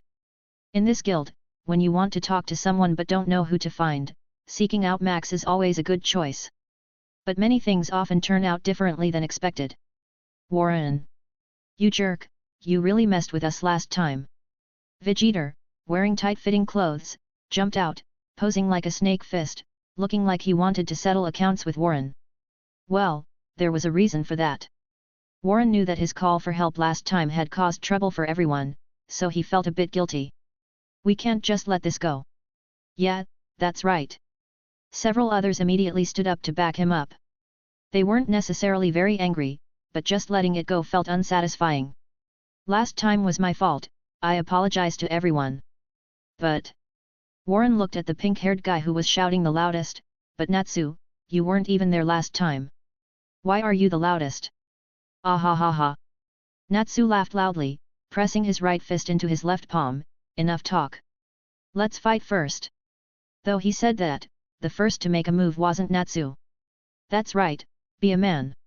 Why are you hitting me? Actually, Elfman just swung a punch casually while shouting slogans, without even noticing who he hit. Anyway, the brawl started just like that, a group of people got involved, and Warren ended up not being the main target. Wine bottles and chairs flew around. Rhodes casually deflected a bottle flying towards Myra. Lockie raised a tray to block a cup flying at her, complaining, "Isn't your favoritism a bit too obvious?" "Hey? No way." Rhodes denied flatly. "You know I haven't been learning magic for long, I'm not good at fighting at all. Being able to block one is already my limit." "Who would believe you?" Lockie rolled her eyes, "I've never seen you get hit by any of these things." Rhodes said, "That's because I stay far away and always stay alert. It's just that Myra happens to be within my defensive range, and Lockie is too far away." The fight continued until a wine bottle hit the dazed Erza on the head, and Natsu was sent flying by someone, crashing into the table in front of her. "Erza, so you're here, haha, haha." Natsu began to sweat profusely. "Natsu." Erza's fist landed on Natsu's head with a thud, granting him baby-like sleep. "And you all?" This time, Erza didn't stop them with words. Instead, after everyone was lying on the ground, a long sword appeared in her hand. "Come on. If you want to fight, bring it on." Happy Weekly raised his hand from the side, "They're already wiped out." Myra covered her mouth with one hand, smiling, "Oh my, seems like she's recovered her spirits." "Well, I'm off to the library." Rhodes chose to slip away. Just now, they were jokingly discussing who to send to provoke Erza, but in the end, in fairy tale, such things don't require them to worry at all. Chapter 92, That is Coming. Natsu's title of Salamander was gradually spreading not around the Fairy Tale Guild, but from the location of his last mission. People in Magnolia heard this nickname the latest, around late September, and by then, the rumors had become quite distorted. Perhaps only when Natsu caused another big incident would new rumors emerge to gradually correct the story. Even so, it still boosted Fairy Tale's fame a bit. In Oak Town, at Phantom Lord's Guild. "What salamander? Just wait and see, there's no room for two dragons in this sky." So said Gajeel, the Iron Dragon Slayer whom Rhodes and Myra had once impersonated. Near a not-so-famous small guild. "Natsu-san is so strong. One day, I will be like him and spread the name White Salamander across the entire continent." An 11-year-old boy with pale yellow hair developed such an aspiration. A deep red cat followed beside him, "If it's you, Sting, you can definitely do it. Sting is the strongest." On the other side of the mountain, in the southern part of Fiori Kingdom, a little blue-haired girl said with longing, "Carla, there's another dragon legend near that guild. Do you think they might know where Grandini is?" A white cat poured cold water on her hopes. "Don't get your hopes up. By the time such distant rumors reach here, they've already lost their original meaning." "Ah!" The white cat panicked and tried to keep a stern face. "Don't just start crying at the drop of a hat. Be a little stronger." Partial takeover Beast Arm Lizardman. Elfman's arm sprouted scales, and his hand transformed into a beastly claw. Partial takeover Merc Wolf's Claw. Rhodes' arm shimmered with light spots, morphing into a wolf's paw. The two stepped forward, their arms swinging with a whooshing sound, accompanied by Elfman's shout. "Man!" Thud. Elfman's fist struck the soft pad of Rhodes' palm, making a dull sound. Rhodes' wolf paw actually had a paw pad, and it provided a decent cushioning effect. Even so, the immense strength of Elfman's beast arm wasn't easy to handle. Merc wolves weren't exactly the type adept at frontal combat. After exchanging a few blows, Rhodes was showing signs of being overpowered. If he extended his wolf claws and tore with force, he could scratch through Elfman's scales. But, it's one thing for companions to spar and get bruised, but drawing blood wouldn't look good. Rhodes stepped back a few paces, the Merc wolf's arm disappearing. "Looks like it's hard to beat you using only partial takeover. Full body takeover is fine too. If you're a man, come at me with everything you've got. Buddy, if I go all out, a swarm of monsters would be trampling over your face by now." "Alright then, full body takeover Scuttle Crab."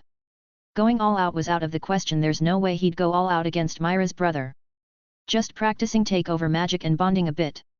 Elfman was slightly stunned upon seeing Rhodes' full body takeover form, then tears nearly burst from his eyes. This form is truly manly. Compared to the fluffy wolf paw, this mechanical-looking crab armor probably hit Elfman's aesthetic more. Eyes shining, he charged forward to engage Rhodes in close combat. Beast Arm Iron Bull. Elfman's right arm transformed into a metallic mechanical arm, possessing the strength of a bull and the hardness of metal.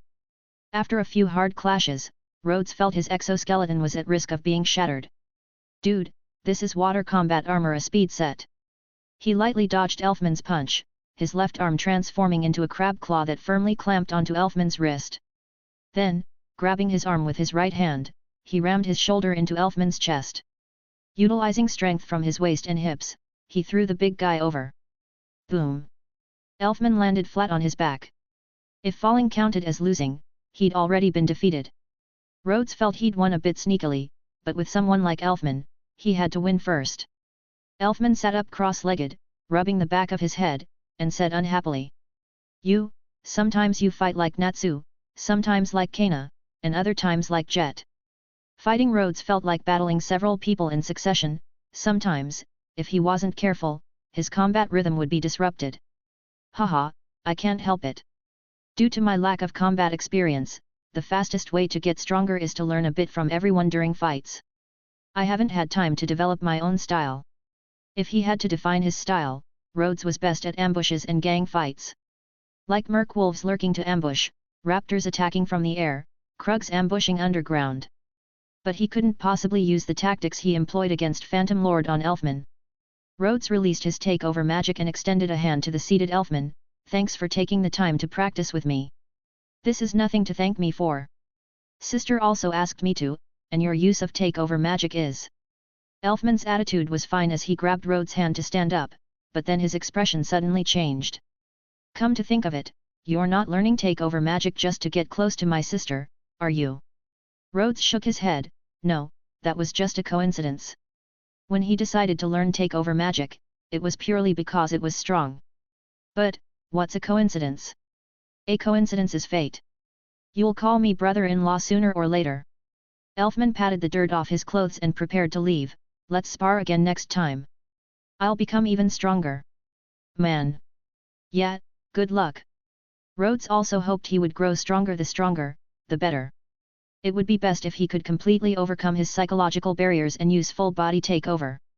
That way, Myra's inner turmoil would also be greatly alleviated.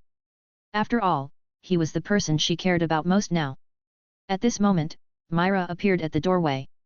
Elfman stopped in his tracks. "Sister? Have you been watching all along?" Myra waved her hand. "No, I just got here." "How did it go?" "Oh. A man doesn't lose." "Man." Elfman shouted his catchphrase and entered the tavern. Myra looked at Rhodes. Rhodes raised his hand with a smile. "Yes, I am the man he mentioned." Elfman couldn't refute, and with that, Myra understood the outcome. She laughed. "Don't be discouraged, Elfman. Now then, Mr. Man, could you come help out? We're a bit short-staffed today." "No problem." The tavern was indeed packed. Besides more than 20 tables, even the stools in front of the counter were all occupied. "1 order of Poro delicacy here. 2 orders over here. And 2 beers." Poro delicacy had officially made it onto the guild's menu. Many people were interested in a dish named after that cute little furball species. Of course, it initially caused a bit of misunderstanding. Everyone thought that heartless guy Rhodes had stewed warm. After a busy afternoon, Rhodes and Myra were cleaning up the dishes together. He asked, "Why are there so many customers today? Seems like it's been increasing since the day before yesterday." Myra said mysteriously. "Because many people have returned from outside, and recently, everyone in the guild hasn't been taking long-distance missions. Every year around this time, it's like this because that is coming." Rhodes looked at Myra. Although her slight forward lean, raised index finger, and playful wink were adorable. This kind of suspenseful behavior made people want to play along. Rhodes asked, "That what is it?" Chapter 93, The Harvest Festival. Sometimes, responding appropriately can make someone more willing to share. But in the current situation, there was no need to respond particularly cleverly. Senior Mage Miss Myra explained to the newcomer Rhodes. "It's the Harvest Festival. Magnolia holds a Harvest Festival every October. It's a celebration for everyone in the city." "Oh, it's the Harvest Festival." Rhodes recalled that last month, he and Natsu had participated in a special early celebration just for them. In summary, it was eating, drinking, playing, making merry, dancing around bonfires, and freely expressing joy. Rhodes asked, "Is it necessary to neglect missions for this?" Myra said, "Of course. It's the grandest festival of the year, celebrating this year's harvest and praying for good fortune in the coming year. It's a very important event for everyone." Rhodes nodded, "I think I understand a bit now." He remembered that many places held harvest festivals in the autumn. For the locals, the importance of the harvest festival was akin to the new year, it's something that must be properly prepared for. Myra added, "It's not just ordinary celebrations. Our fairy tale, as the only mage guild in Magnolia, is responsible for hosting a magical parade on that evening. Everyone is staying in the guild to prepare for this parade. It's a famous large-scale parade throughout the entire continent of Ishgar. Even people from nearby villages and towns will come specifically to watch. At that time, the whole of Magnolia will be packed with people." Parade. The result of reading too much negative news was that when this word was mentioned, Rhodes couldn't help but think of undesirable meanings. In fact, the word itself isn't biased, it can refer to celebrations and commemorations, as well as demonstrations and protests. Obviously, what the guild was responsible for was a celebratory performance, and since it was specially entrusted to a mage guild, they probably needed to use magic. Rhodes asked, "So what exactly do we need to do?" "What you need to do is hurry up and clean that table." Loki complained, "Stop chatting. Honestly, my stomach is protesting." "Humph, do two people need that long to clean one table?" Myra said to Loki, "Sorry, we'll be done soon." Rhodes quickly added, Sorry, I asked too many questions." Loki put her hands on her hips. Darn it, that made her even more annoyed. Rhodes picked up the dishes and carried them away on a tray, while Myra carefully wiped the tabletop clean.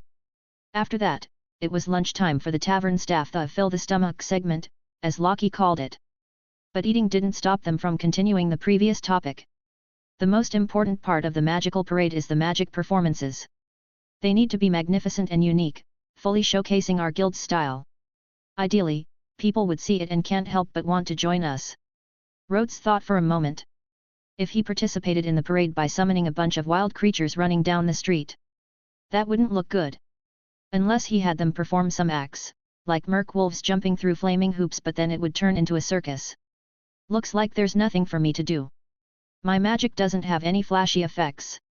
He couldn't very well cast a red buff on himself and then demonstrate hitting the fire dragon slayer with flames that hurt. Myra said, "How could that be? Summoning so many creatures out of thin air is magnificent in itself." Exactly. How could there be nothing for you to do?" Loki said, "There's a big event you must participate in, and that is the Miss Fairy Tale Beauty Pageant." Rhodes looked at her. "Me? Beauty pageant? Could it be any more ridiculous?" Loki admired his thought process.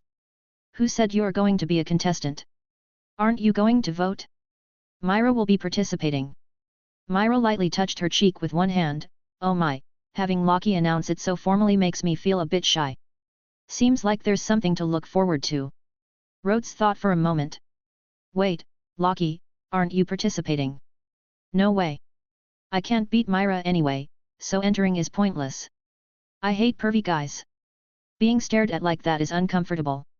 Loki waved her hand and said teasingly, "And you still have the mood to care whether I participate? Why not talk about what you'd like to see Myra wear that day?" "Of course I'd like to see." Rhodes stopped himself.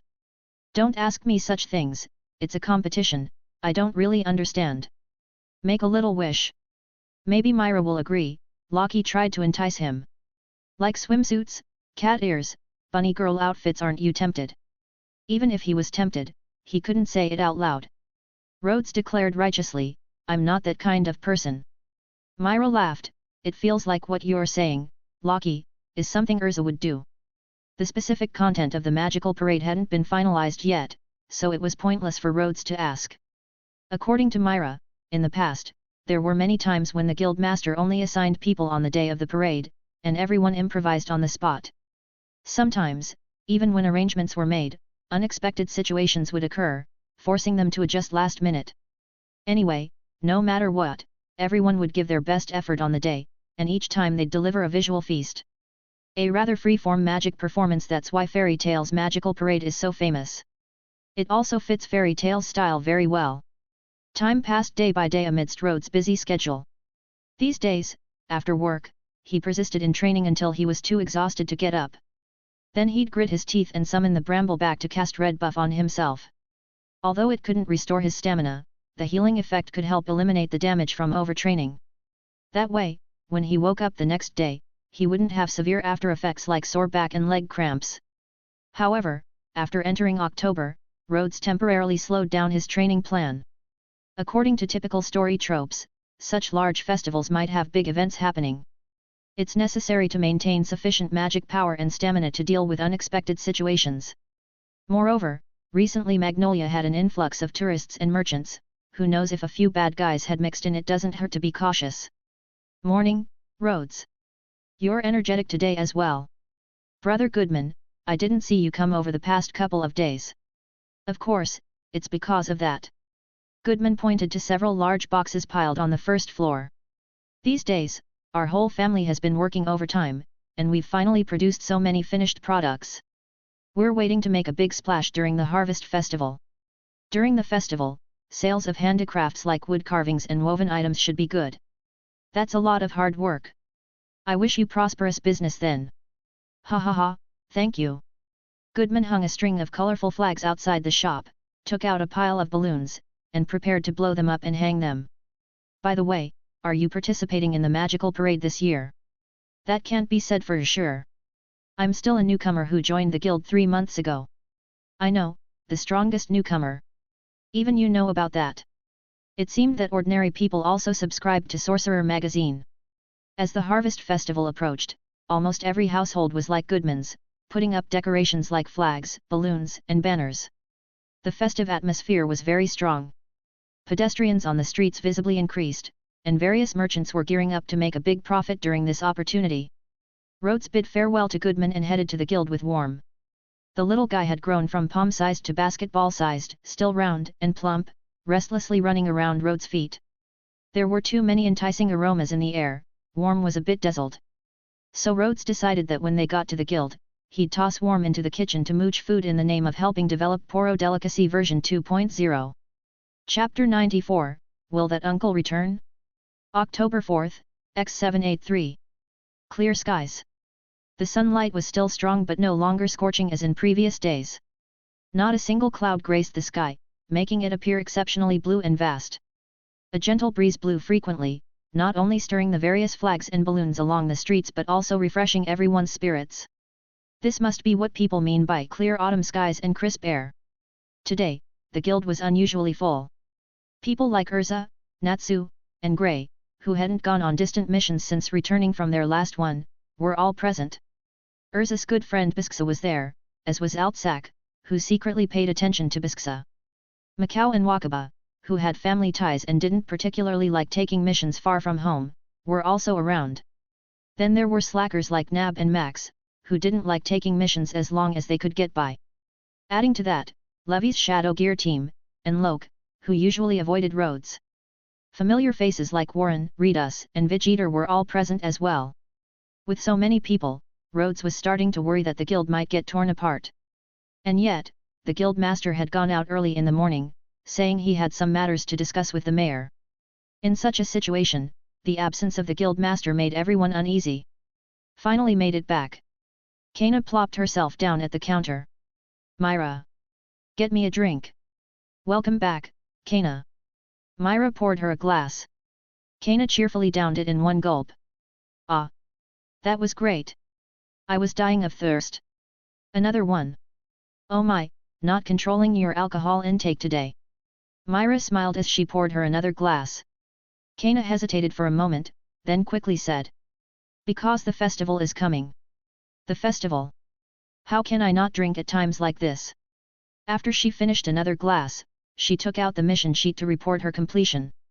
Kana, you're back. Rhodes had just finished serving someone. You went somewhere quite far this time, didn't you? Rhodes, you seem even more energetic, Kana said leisurely. After setting out, I remembered that the Harvest Festival was approaching, so I completed the mission as fast as possible to get back. The fastest speed. Rhodes thought for a moment and asked. You didn't get the client drunk and trick them into signing while they were woozy, did you? Myra's small hand, which was writing, trembled. That did seem like something Kana might do. How could I do such a thing? Kana was displeased with Rhodes's malicious speculation, but then she laughed heartily. But that's a good idea. I'll have to try it next time, ha ha ha. Well. Myra didn't know what to say. She felt that Rhodes's thought process, combined with the guild's problem children, might cause even bigger troubles. Fortunately, Rhodes had a reliable personality. Kana waved her hand. Just kidding. Of course I'd rush back at times like this. I just saw the Thunder God tribe on the street. Even Laxus and his group have come back, right? Really? The guild master will be happy to know that Laxus has returned. Myra knew that the relationship between the guild master and Laxus was a bit tense and thought that this festival might be a good opportunity for the grandfather and grandson to mend their relationship. Hearing them mention Laxus, Rhodes thought of someone else. For an event like the magical parade, will Miss Doggin make an appearance? Of course not, Kana said. At most, that guy will sneak back and blend into the crowd to watch our performance.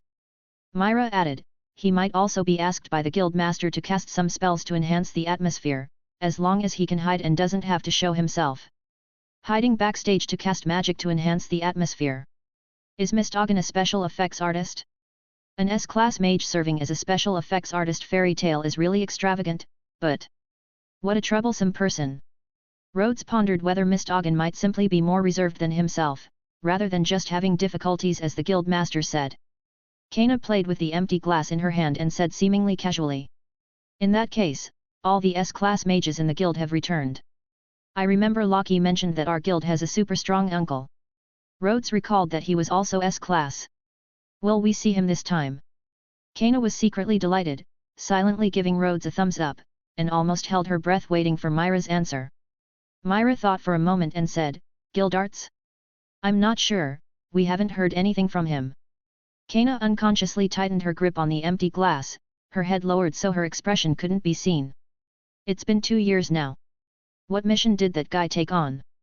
Myra shook her head. I only know that the difficulty exceeds regular S-class missions. The mission content is confidential, even I don't know. And the mission location seems to be on another continent. Maybe because it's so far away, there's been no news. Rhodes asked, people on other continents know about our guild? Maybe. Myra asked, are you interested in other continents, Rhodes? Rhodes nodded. A little. I'd like to see them if I have the chance. But it's too early to talk about that, I haven't even left the kingdom of Fiori yet. Myra, another drink? No, bring me a barrel. Kana looked up, smiling. I want to drink to my heart's content today. Sure. Myra assumed she was just happy because the festival was near. Actually, it was Kana's sudden effort to control her drinking recently that seemed strange. Rhodes felt that something might be up. He could pay a bit more attention, but his main focus was still on how to solve Myra's problem. Kana hugged the barrel and drank heartily. Occasionally, someone would come to chat, and they'd have a few drinks together. Rhodes also busied himself with his work. Not long after, the guild's door was pushed open heavily. Laxus had returned. Behind him were the 3 members of the Thunder God tribe. The tavern quieted down slightly. Some looked at Laxus with admiration, others glanced and went back to what they were doing, some wanted to greet him but couldn't bring themselves to. But the most proactive was Natsu. He jumped out immediately, rubbing his fists. You're finally back, Laxus. I've been waiting for you. Come and duel with me. Fried, with his long green hair, partially drew his sword. To challenge Laxus, you must first get past us, the Thunder God tribe. Daring to challenge Laxus, what an overconfident guy. Evergreen unfolded a fur-trimmed folding fan, posing like a noble woman. Overconfident, overconfident. Several strange dolls floated around Big Slow. The dolls spoke with him, creating a cacophony of voices even though he was alone. Natsu ignored them, focusing solely on his target. So, Laxus, are you afraid of losing to me? Laxus didn't care about his provocations and said nonchalantly, oh, it's Natsu. If you want to fight, come on. Laxus. The 3 members of the Thunder God tribe were a bit puzzled. Since I'm quite bored, finding some fun before that boring festival starts isn't a bad idea. Laxus's indifferent attitude seemed somewhat arrogant. Come on, Natsu. Let me show you just how big the gap between us is. Chapter 95, Rhodes's Rules. Natsu was overjoyed. He couldn't remember when it started, but Laxus had been spending less and less time at the guild, making it impossible to find him. Even when Laxus did come to the guild, he always stayed on the second floor, completely ignoring Natsu's challenges. Today, he finally caught him and Laxus even agreed. All right, let's begin. I'm all fired up. Natsu turned and started walking away. Evergreen snapped her folding fan shut with a clap, pointing at Natsu's back as she asked. What are you doing? Running away before the fight even starts? Do you realize how strong Laxus is? Was your challenge just empty words because you're too afraid to fight? Hey! Natsu turned his head, puzzled. What are you talking about? Shouldn't we go to the backyard for a duel? Big Slow was confused. Since when did the guild have such a rule? His peculiar dolls fluttered around him, repeating, since when? Since when? Rules? Rules. Rhodes massaged his temples. This guy is so noisy, and his guild mark is actually on his tongue. Myra explained, that's Big Slow's possession magic. He controls those dolls to fight. Usually, opponents are defeated before they even get close. Possession magic? Isn't that what Nab uses? Yes, but Nab uses animal soul possession, while Big Slow uses human possession. Although it's the same type of magic, their methods are completely different. Magic is free, and one can choose to use it in any way they like. Rhodes gained a bit more understanding. Upon hearing the word rules, Fried seemed to latch onto a keyword and said seriously.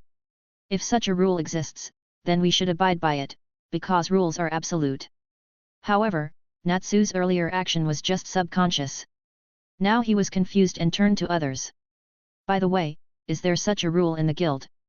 Two voices sounded simultaneously, there's no such rule. Of course there is. The onlookers immediately split into two factions. One believed that when it comes to fighting, you can fight wherever you like. The other thought that while it doesn't matter where you fight, challenges and duels should be held in the backyard. They couldn't even remember when this idea first took root. And the instigator, Rhodes, was oblivious. So, is there such a rule or not? Myra chuckled softly. Don't you think those who believe in this rule look familiar? Rhodes looked carefully. They were all people he had challenged before. Hey? Did I make this rule? I was just afraid of breaking things in the tavern. Some things inexplicably become customary rules, like rock paper scissors, hand games, counting rhymes. Is there yet another boring thing in this guild? Laxus found it troublesome and flipped the coat draped over his shoulders backward. Fried naturally caught the coat and neatly draped it over his arm, looking like a... Rhodes rubbed his eyes and confirmed with Myra, Fried is a guy, right? Of course, Myra replied. But he's not good at socializing and appears in the guild only slightly more often than Miss Doggin. Everyone doesn't know much about him. Another weirdo in all sorts of ways. Laxus extended a hand and beckoned lightly at Natsu. Come on, Natsu. Dealing with you doesn't require a spacious place. Don't underestimate me. I've gotten much stronger. Natsu couldn't be bothered to change locations and charged straight ahead. Fire Dragon's Iron Fist. Laxus stood motionless, casually catching Natsu's wrist. Oh? Have you really gotten stronger? Jet exclaimed, he caught Natsu's punch so effortlessly. Troy remarked, well, that is Laxus. Levi felt uneasy and leaned back, her head bumping into a hard breastplate. Erza. A sense of security washed over her. Erza watched the battle intently. After his fist was caught, Natsu immediately kicked, but Laxus easily blocked it and then flung Natsu away.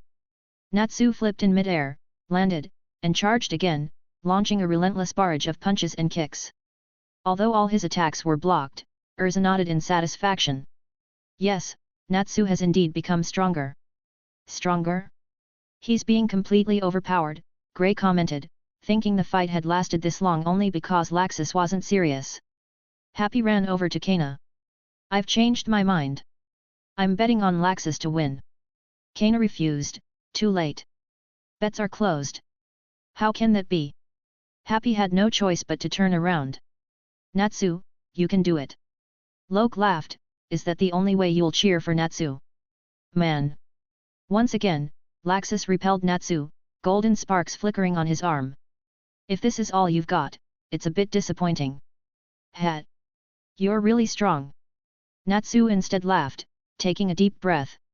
Fire dragons roar. The onlookers quickly retreated. As experienced wizards, they knew better than to get caught in the crossfire. Unfortunately, the floor and tables weren't so lucky. Some were scorched, others blown away. Rhodes felt a pang in his heart. This is why I prefer fighting outside. Laxus stood there unmoving, arms crossed, letting the flames engulf him. Natsu wiped the corner of his mouth, excitedly shouting, "How was that move, Laxus?" Laxus waved his hand, golden sparks flickering around him, and the flames had already vanished. "Hey? What was that?" He then dusted off his clothes. "Forget it, I'm bored now." A golden lightning bolt materialized out of thin air, enveloping Natsu. "Ah!" As Natsu screamed in pain, Laxus turned to leave, and Fried was ready to hand him his coat. However, Natsu's voice rang out, "It's not over yet." As the lightning dissipated, smoke rose from Natsu's body, but he was still smiling. "I'm not a kid you can easily defeat anymore." "Oh." Laxus looked at the charging Natsu, a cold smile appearing on his face. "Seems you can entertain me a bit longer." Fire dragons. Ugh. Natsu took a heavy blow to the abdomen, followed by hits to his face, chest, and back.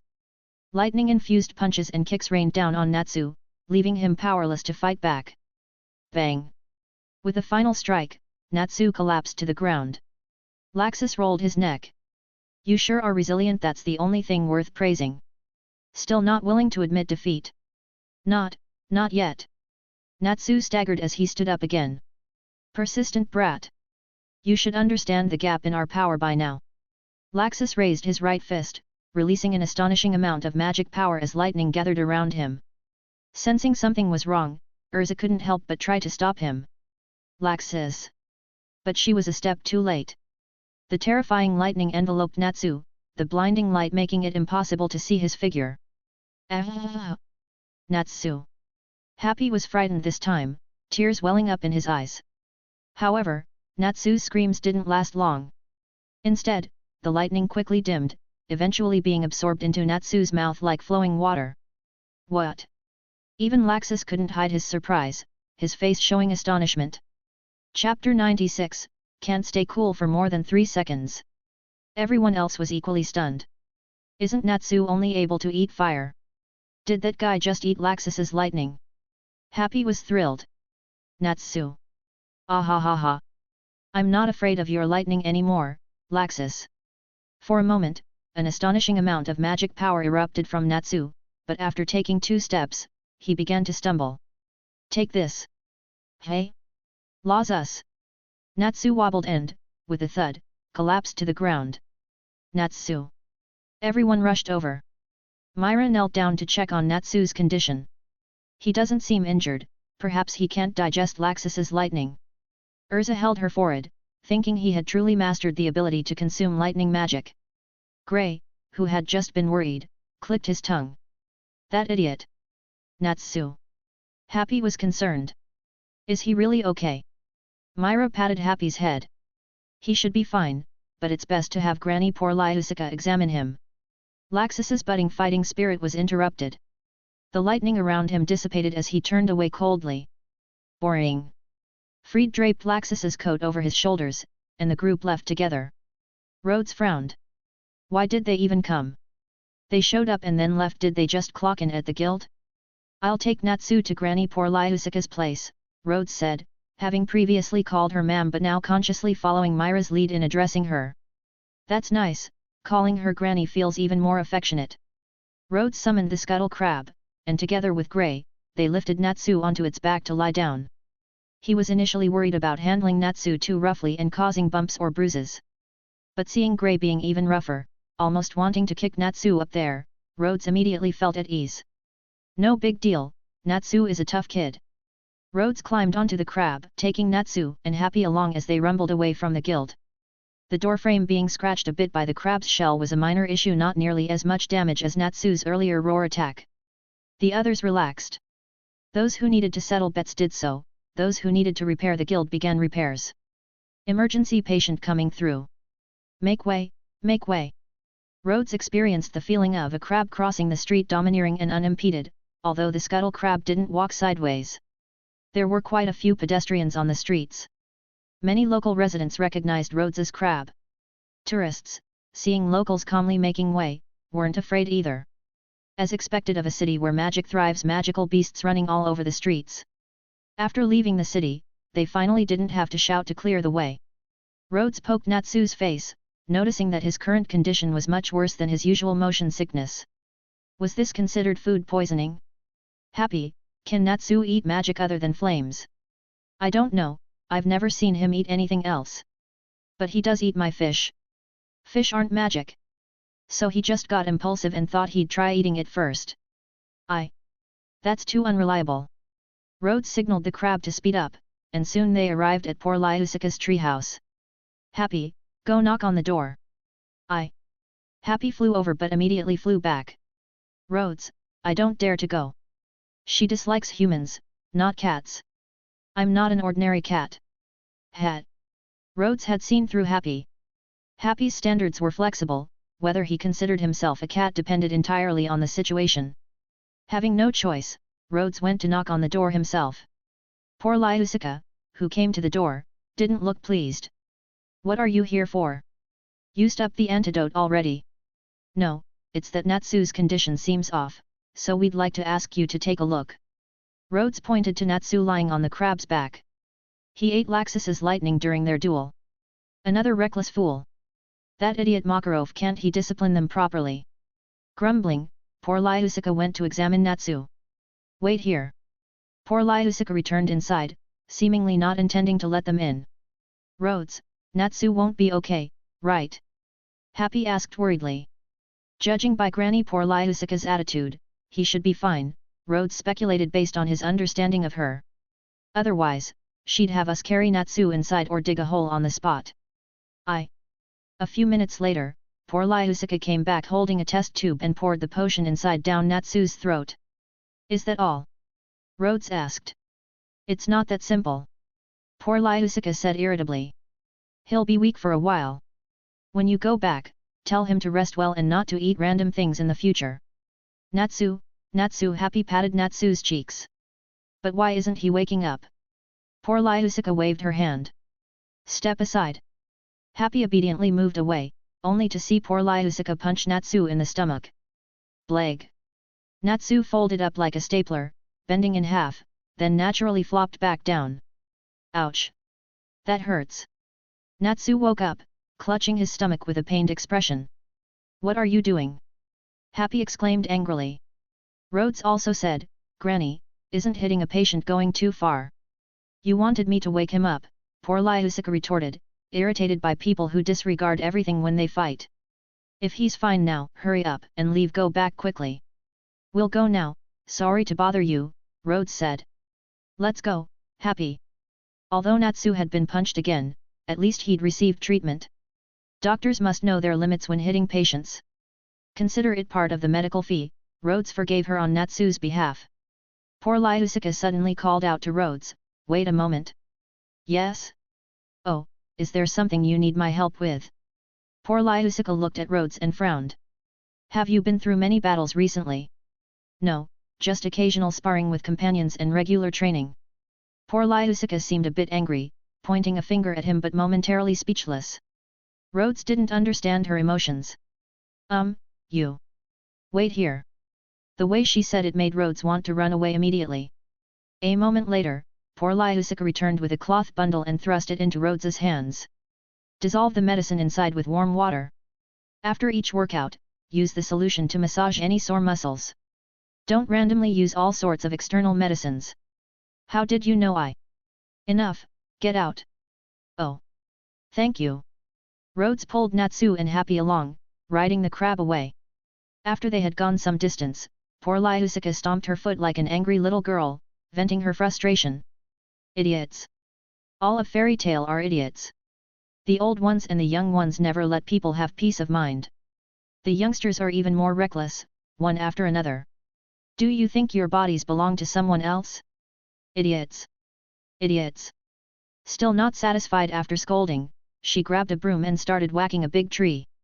That idiot Makarov, how on earth is he educating these kids? One after another. Chapter 97, What to do? Don't think about running away, Laxus. You're in this condition and still thinking about Laxus. Rhodes patted Natsu's head, how about challenging me instead? Watch me beat you up. I'll bet on Rhodes winning. Now that they knew Natsu was alright, Happy showed no mercy in making fun of him. Natsu weakly began to argue with Happy. The more Happy argued, the more enthusiastic he became. With Natsu like this, he felt like a fight would be no problem. Rhodes opened the cloth pouch, finding several bags of powdered medicine inside along with a note detailing usage instructions. How did she figure it out? He had been training hard recently, but he always used the red buff to recover. He also applied some ointments and didn't feel discomfort.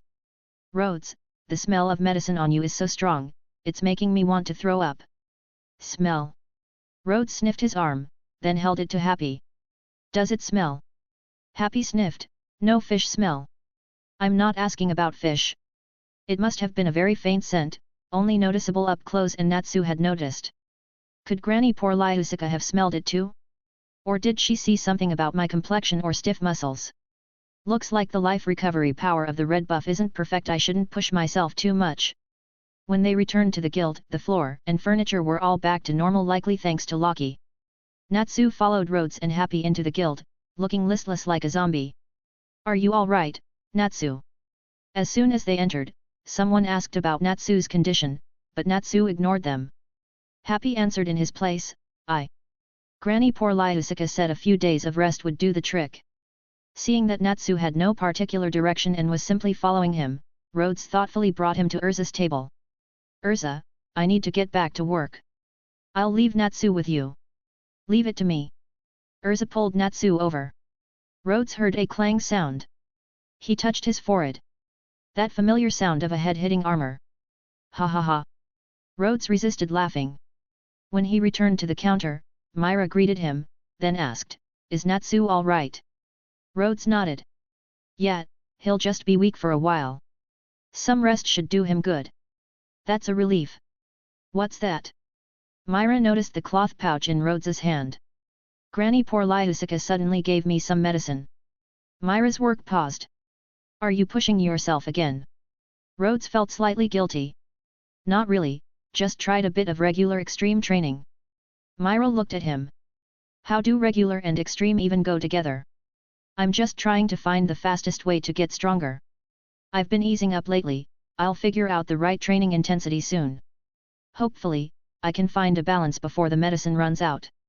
Seeing Granny poor Lyusika's attitude today, Rhodes felt a bit scared. If I accidentally overdo it and ruin myself, I wouldn't even know where to cry. But thinking back to how casually Laxus beat Natsu today, if I stop working hard, it'll be forever impossible to beat him and Miss Ogden. Rhodes looked at the medicine pouch. There's enough here for a while, might as well keep training. Myra fell silent, and Rhodes felt uneasy. Aren't you going to say something? Like what? Myra kept her head down, writing in the register. You're right, everything you said makes sense, and you have plans for the future, which is good. Oh. Rhodes felt the atmosphere wasn't right. He should say something. Reason with her? But she just said I'm right. Apologize? Out of nowhere, how would that make sense? Joke around?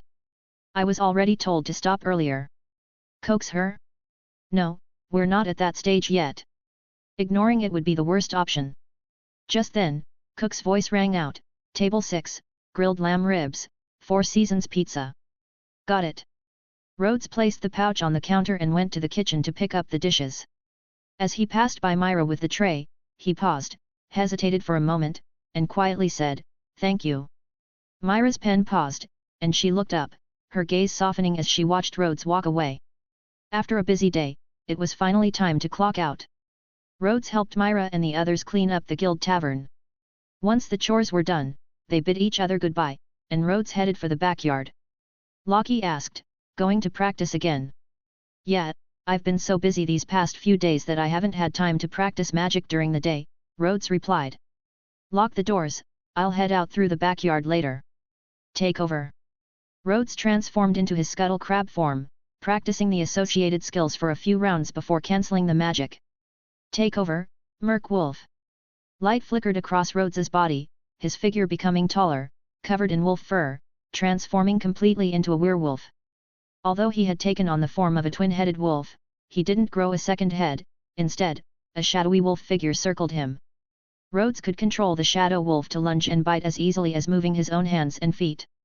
While in this form, not only did his strength and coordination improve, but he could also sneak around silently in the shadows, with his sense of smell greatly enhanced, especially sensitive to the scent of blood.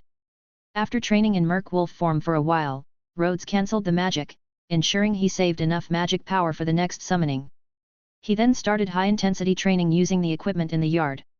Rhodes trained until he was almost out of stamina, eventually lying on the ground to catch his breath, summoning the Brambleback to apply the red buff to himself. So tired. Why do I do this to myself? Determination is determination, but complaining is still complaining. Rhodes closed his eyes, silently waiting for the effect of the red buff. The sensation of his strength slowly recovering and the fatigue ebbing away felt very comfortable. Comfortable enough that it felt like someone was gently wiping the sweat from his face with a warm towel. Rhodes opened his eyes. Myra? You haven't gone home yet. Myra was squatting beside him, gently tucking her hair behind her ear. Since I had to do inventory on the alcohol and make a list for tomorrow's supplies, it took a bit longer. I heard your voice in the yard, so I came to check. Rhodes believed her just coming to check, with a prepared towel and even mixing the medicine. Very normal. Myra's hand gradually tightened. What are you smiling about? Ouch, ouch, ouch. Rhodes hurriedly wiped off his smile. I was just thinking, aren't you going to tell me to stop for a bit? Chapter 98, Shall I walk you home? What reason should I use to stop you from moving forward? Myra put down the towel, pulled Rhodes up to sit, then dipped into the prepared medicinal solution to help him apply it. Rhodes smiled, this scene feels familiar. Yes, there was someone covered in wounds, unable to communicate, needing help changing bandages. Now he's uninjured, can communicate, and still needs help applying medicine. Rhodes joked, who is this person? Only knows how to trouble others, really annoying. Slap. A palm landed on his back. Rhodes took a sharp breath, whether it hurt or not, he'd pretend it hurt a lot. Myra suddenly said, tomorrow, I'll come practice with you. Ah. Having someone accompany him was certainly good. Why the sudden decision? I'll help you quickly find the most suitable plan, so you won't end up like this. And.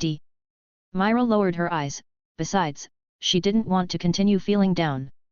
Myra wasn't sure if doing some simple training would be helpful. Wanting to regain her magic power and use takeover magic again wasn't an easy thing. But if she could persist like Rhodes, be as positive as Natsu, at least Elfman would feel more at ease. If this could encourage Elfman to overcome the shadow cast by that incident, it's something she should do as an older sister, right? Right now, this is all she could do. It's already so late, didn't Elfman wait for you? Yes, I told him to go home earlier. Then. I'll walk you home, Rhodes said naturally. Recently, many tourists have come to town. It's not very safe for a girl to walk alone at night. Sure. Myra smiled. But we're going in different directions, you'll have to take a long detour to get home. No problem.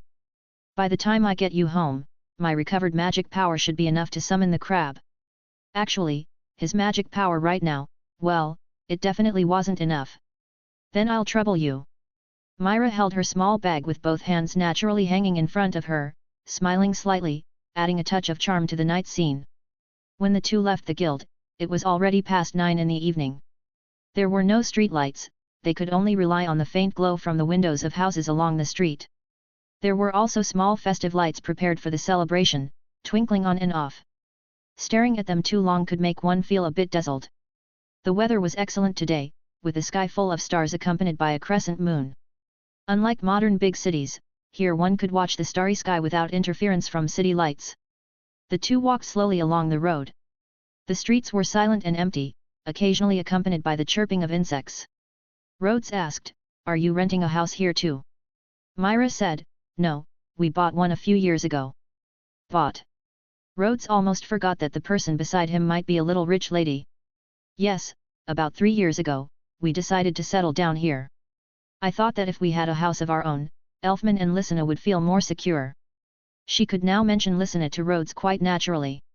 3 years ago, she was only 15, the age when, according to this country's laws, one could just start drinking alcohol.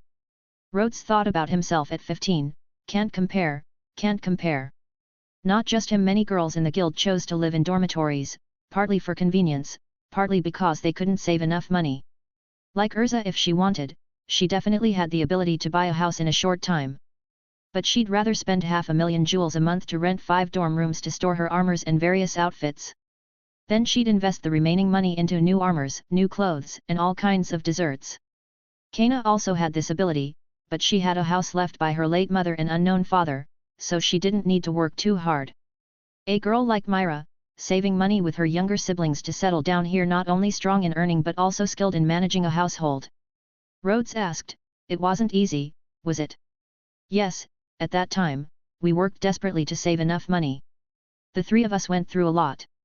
When someone talks about hardships and believes it was worth it, and can smile about it, does that mean she's relatively happy now?" Myra spoke with a slight smile as she recounted. "During that time, we worked tirelessly, and when I came to my senses, I had been selected as an S-class candidate." "Wow, can becoming S-class be achieved by working hard?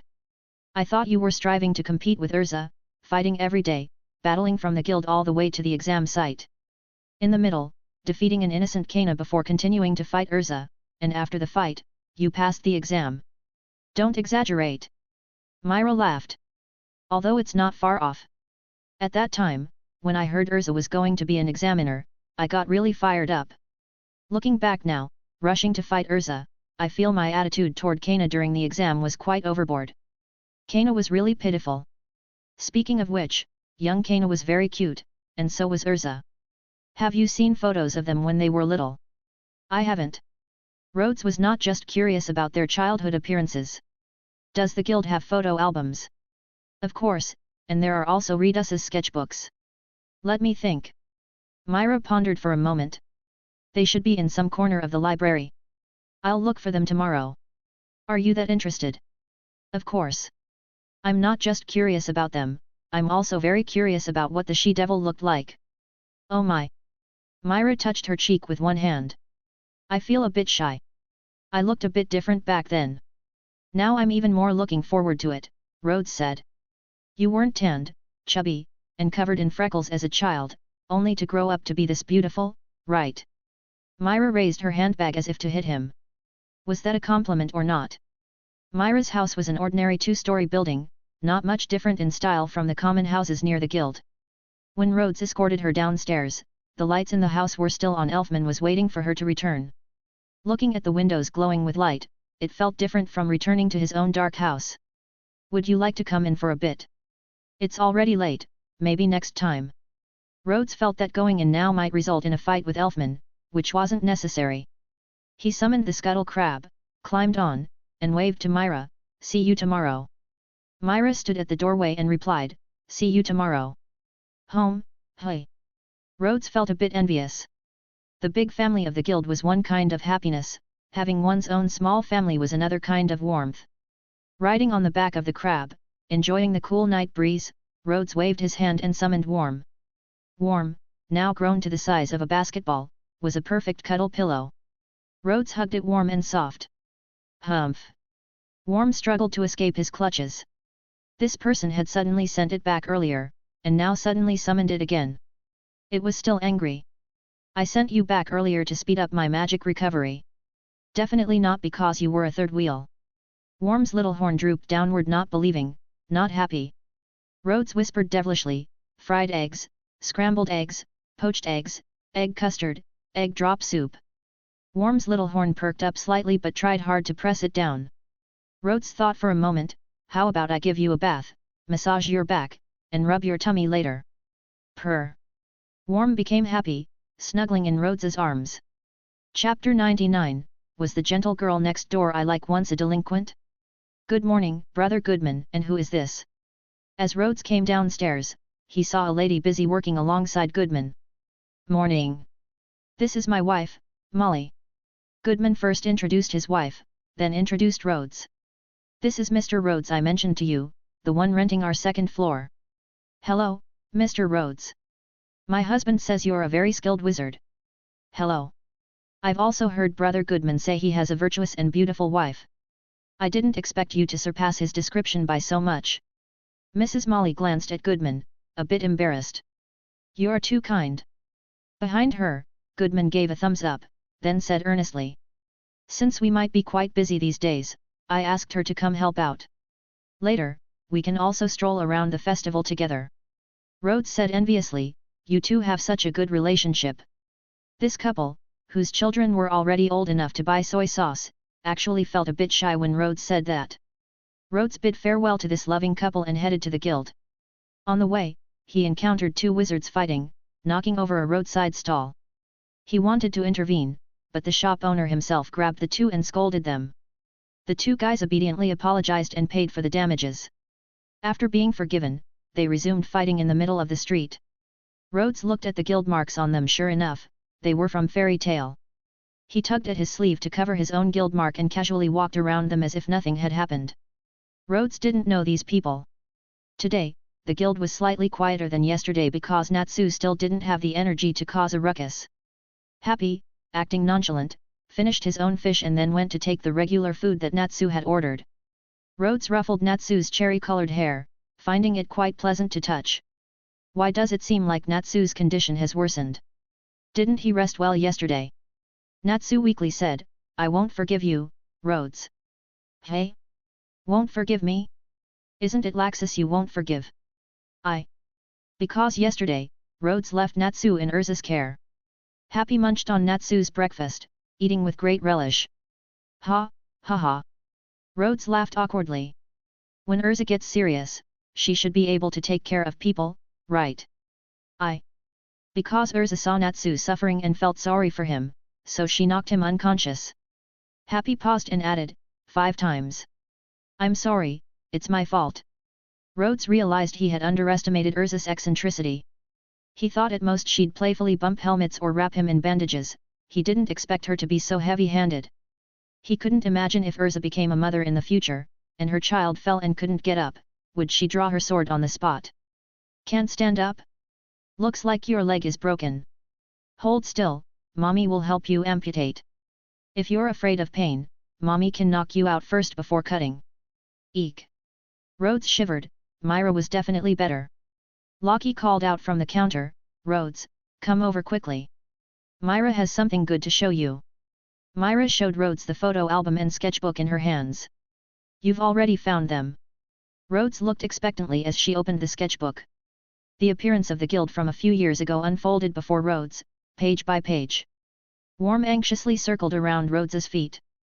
As its body size expanded, its jumping ability had greatly decreased. Now, it struggled to even get onto a stool, let alone the counter. Rhodes had to pick it up so it could look along. Wow, this is from a few years ago. Myra thought for a moment. About 4 or 5 years ago. This drawing was made by Rhodes when Natsu had just found Happy's egg and insisted it was a dragon egg.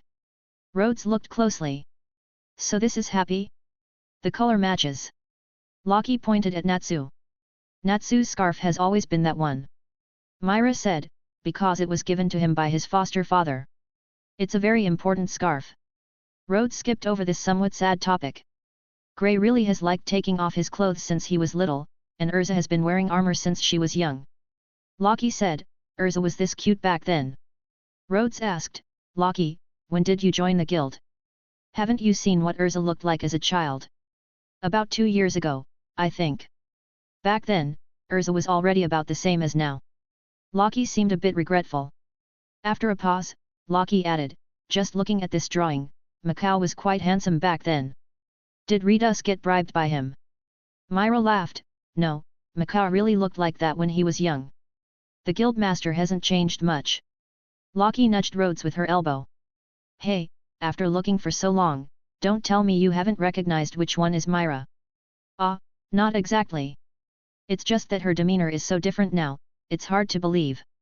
Rhodes asked, Myra, did you not get along with Rhodes back then? Not at all. Rhodes drew very well. Except for Happy, everyone looks exactly the same. Myra looked at herself in the drawing and asked, what do you think? Were you scared? Rhodes shook his head. Not exactly scared. It's another kind of cuteness, just a bit different from what I imagined. Was the gentle girl next door I like once a delinquent? Seems a bit like Sawa-chan. Myra flipped through the sketchbook and album page by page, explaining the stories behind the drawings. When turning to her own past photos, she occasionally glanced at Rhodes's reactions. Rhodes felt a bit complicated. He realized he didn't know enough about Myra. He tried hard to remember these bits of information that weren't very useful not just for Myra, but also because he yearned for those interesting memories everyone shared. At some point, Erza noticed them and came over to look as well. It seems a lot happened, it's a bit nostalgic. As she spoke, Erza was looking at a picture where she stood in the middle with Natsu and Grey each pouting and looking to the sides. They had expressions of not wanting to take a photo together but not daring to defy Erza. Why did even this drawing get kept? Grey immediately spotted a drawing where he had a big bump on his head. Myra said, because they're all precious memories, and they're very interesting. Yes, yes. Erza folded her arms and nodded earnestly. Only Grey didn't want to recall those times. Even Laxus was so cute back then. Loki found a small Laxus. Rhodes looked at the lively and adorable Laxus and wondered, when did that guy start becoming the way he is now? Grey said, who knows? Maybe it was after the guildmaster drove away his son, Laxus's father. Erza said, Grey, the guildmaster doesn't want us to talk about this. Rhodes patted Grey's shoulder and pointed behind him. Grey turned to see his clothes, then looked down at his own boxer shorts. When did that happen? Chapter 100, The Guildmaster Wants to Retire. Humans are social creatures, and the love of watching the excitement might stem from that nature. At first, it was just Myra wanting to show Rhodes the photo album, and Loki directly joined in when she found out. Then Erza and Grey came over to see what was going on. After that, Mikao and Wakaba joined in. These two veteran members knew more about the guild than even Myra did. After all, their entire youth was spent here. The stories of these two older members attracted even more onlookers, and soon the counter area was surrounded, layer upon layer. At first, it was all laughter and conversation, but when Mikao revealed one of Wakaba's embarrassing moments, Rhodes instinctively felt something was off. Myra, let's sneak away quietly, okay? Sneak away? Why? Myra was hearing a lot of things she didn't know before and was finding it interesting. Just then, Wakaba turned the tables and revealed one of Mikao's embarrassing moments. Rhodes immediately grabbed Myra's wrist, leading her quietly around the counter. If we don't leave now, it'll be too late. Rhodes. Myra, being pulled by Rhodes, squeezed through the less crowded area. When Rhodes looked back at her face, he suddenly had the feeling they were eloping. After squeezing out of the crowd and arriving at the door to the guild's back hall, Myra looked back to see that the reminiscing had suddenly turned into an exchange of insults. When the first person threw a punch, a chaotic brawl quickly ensued. Oh dear! Myra put her right hand in front of her mouth. Rhodes, do you have some kind of special ability to avoid trouble? It's just a little bit of caution. Rhodes was intently watching the battlefield. When a tray flew over, Rhodes immediately stepped in front of Myra, deftly catching it. Myra noticed that Rhodes looked a bit cool at that moment. A day full of energy began with a brawl.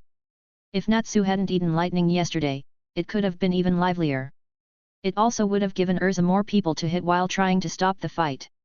Makarov had just walked into the guild with two old friends, only to see a group of people diligently repairing the guild. Veins bulged on the old man's forehead. You idiots, can't you behave for even one day? I'm sorry, master. I should have kept them in check. Though it was something that happened often, Erza had an expression of regret, as if she had committed some great mistake. Ha ha ha.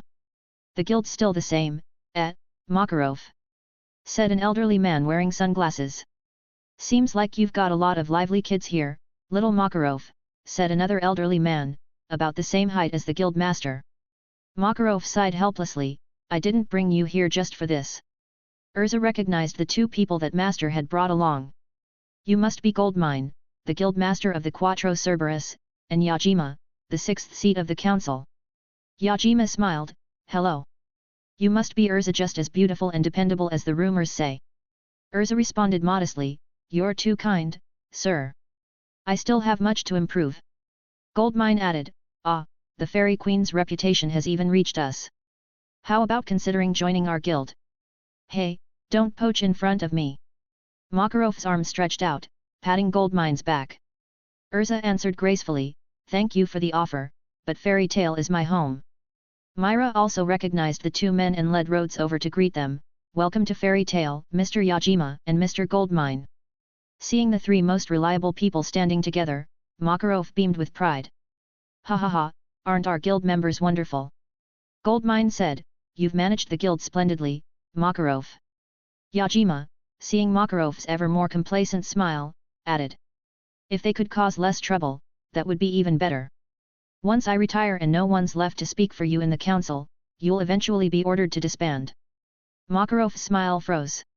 "Honestly, don't say such discouraging things at a time like this." All right. In that case, you can treat me to some Fairy Tale's special ramen," Yajima said, spreading his arms. "With 10 slices of pork, please." Makarov shouted, "That's too much." Yajima lowered his hands, "Make it 12, then." Makarov retorted, "Stop upping it on your own." Goldmine chimed in, "I'll have the same, then." Makarov's head enlarged comically as he leaned over to Goldmine's ear, "You pay for it yourself." Erza, Myra, and Rhodes couldn't help but laugh. No wonder these people were friends of the guildmaster, they fit right in with Fairy Tale.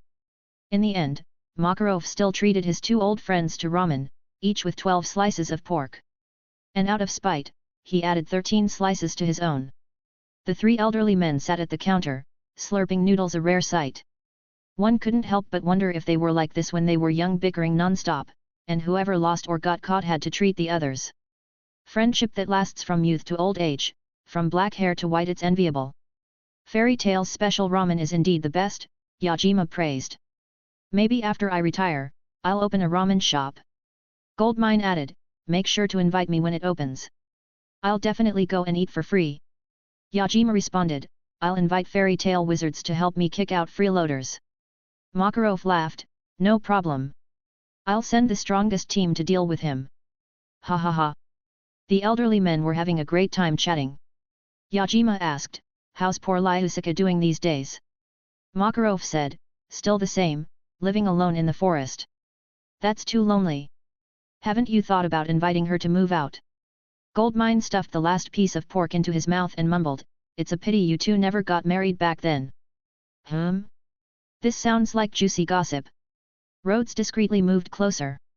Myra was already standing in front of the three and didn't move, but her smile grew even wider.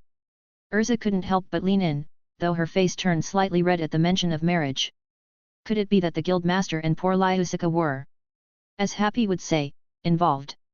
Makarov, oblivious to the actions of the three younger ones, complained, "That was ages ago. Why bring it up now?" "Yet, in a blink of an eye, so many years have passed," Yajima said. "Have you thought about who the next guildmaster might be?" "The next one, hey?" Makarov looked troubled. If there were a suitable candidate, he would have retired long ago. Originally, Laxus was the perfect choice, but he was going through a rebellious phase.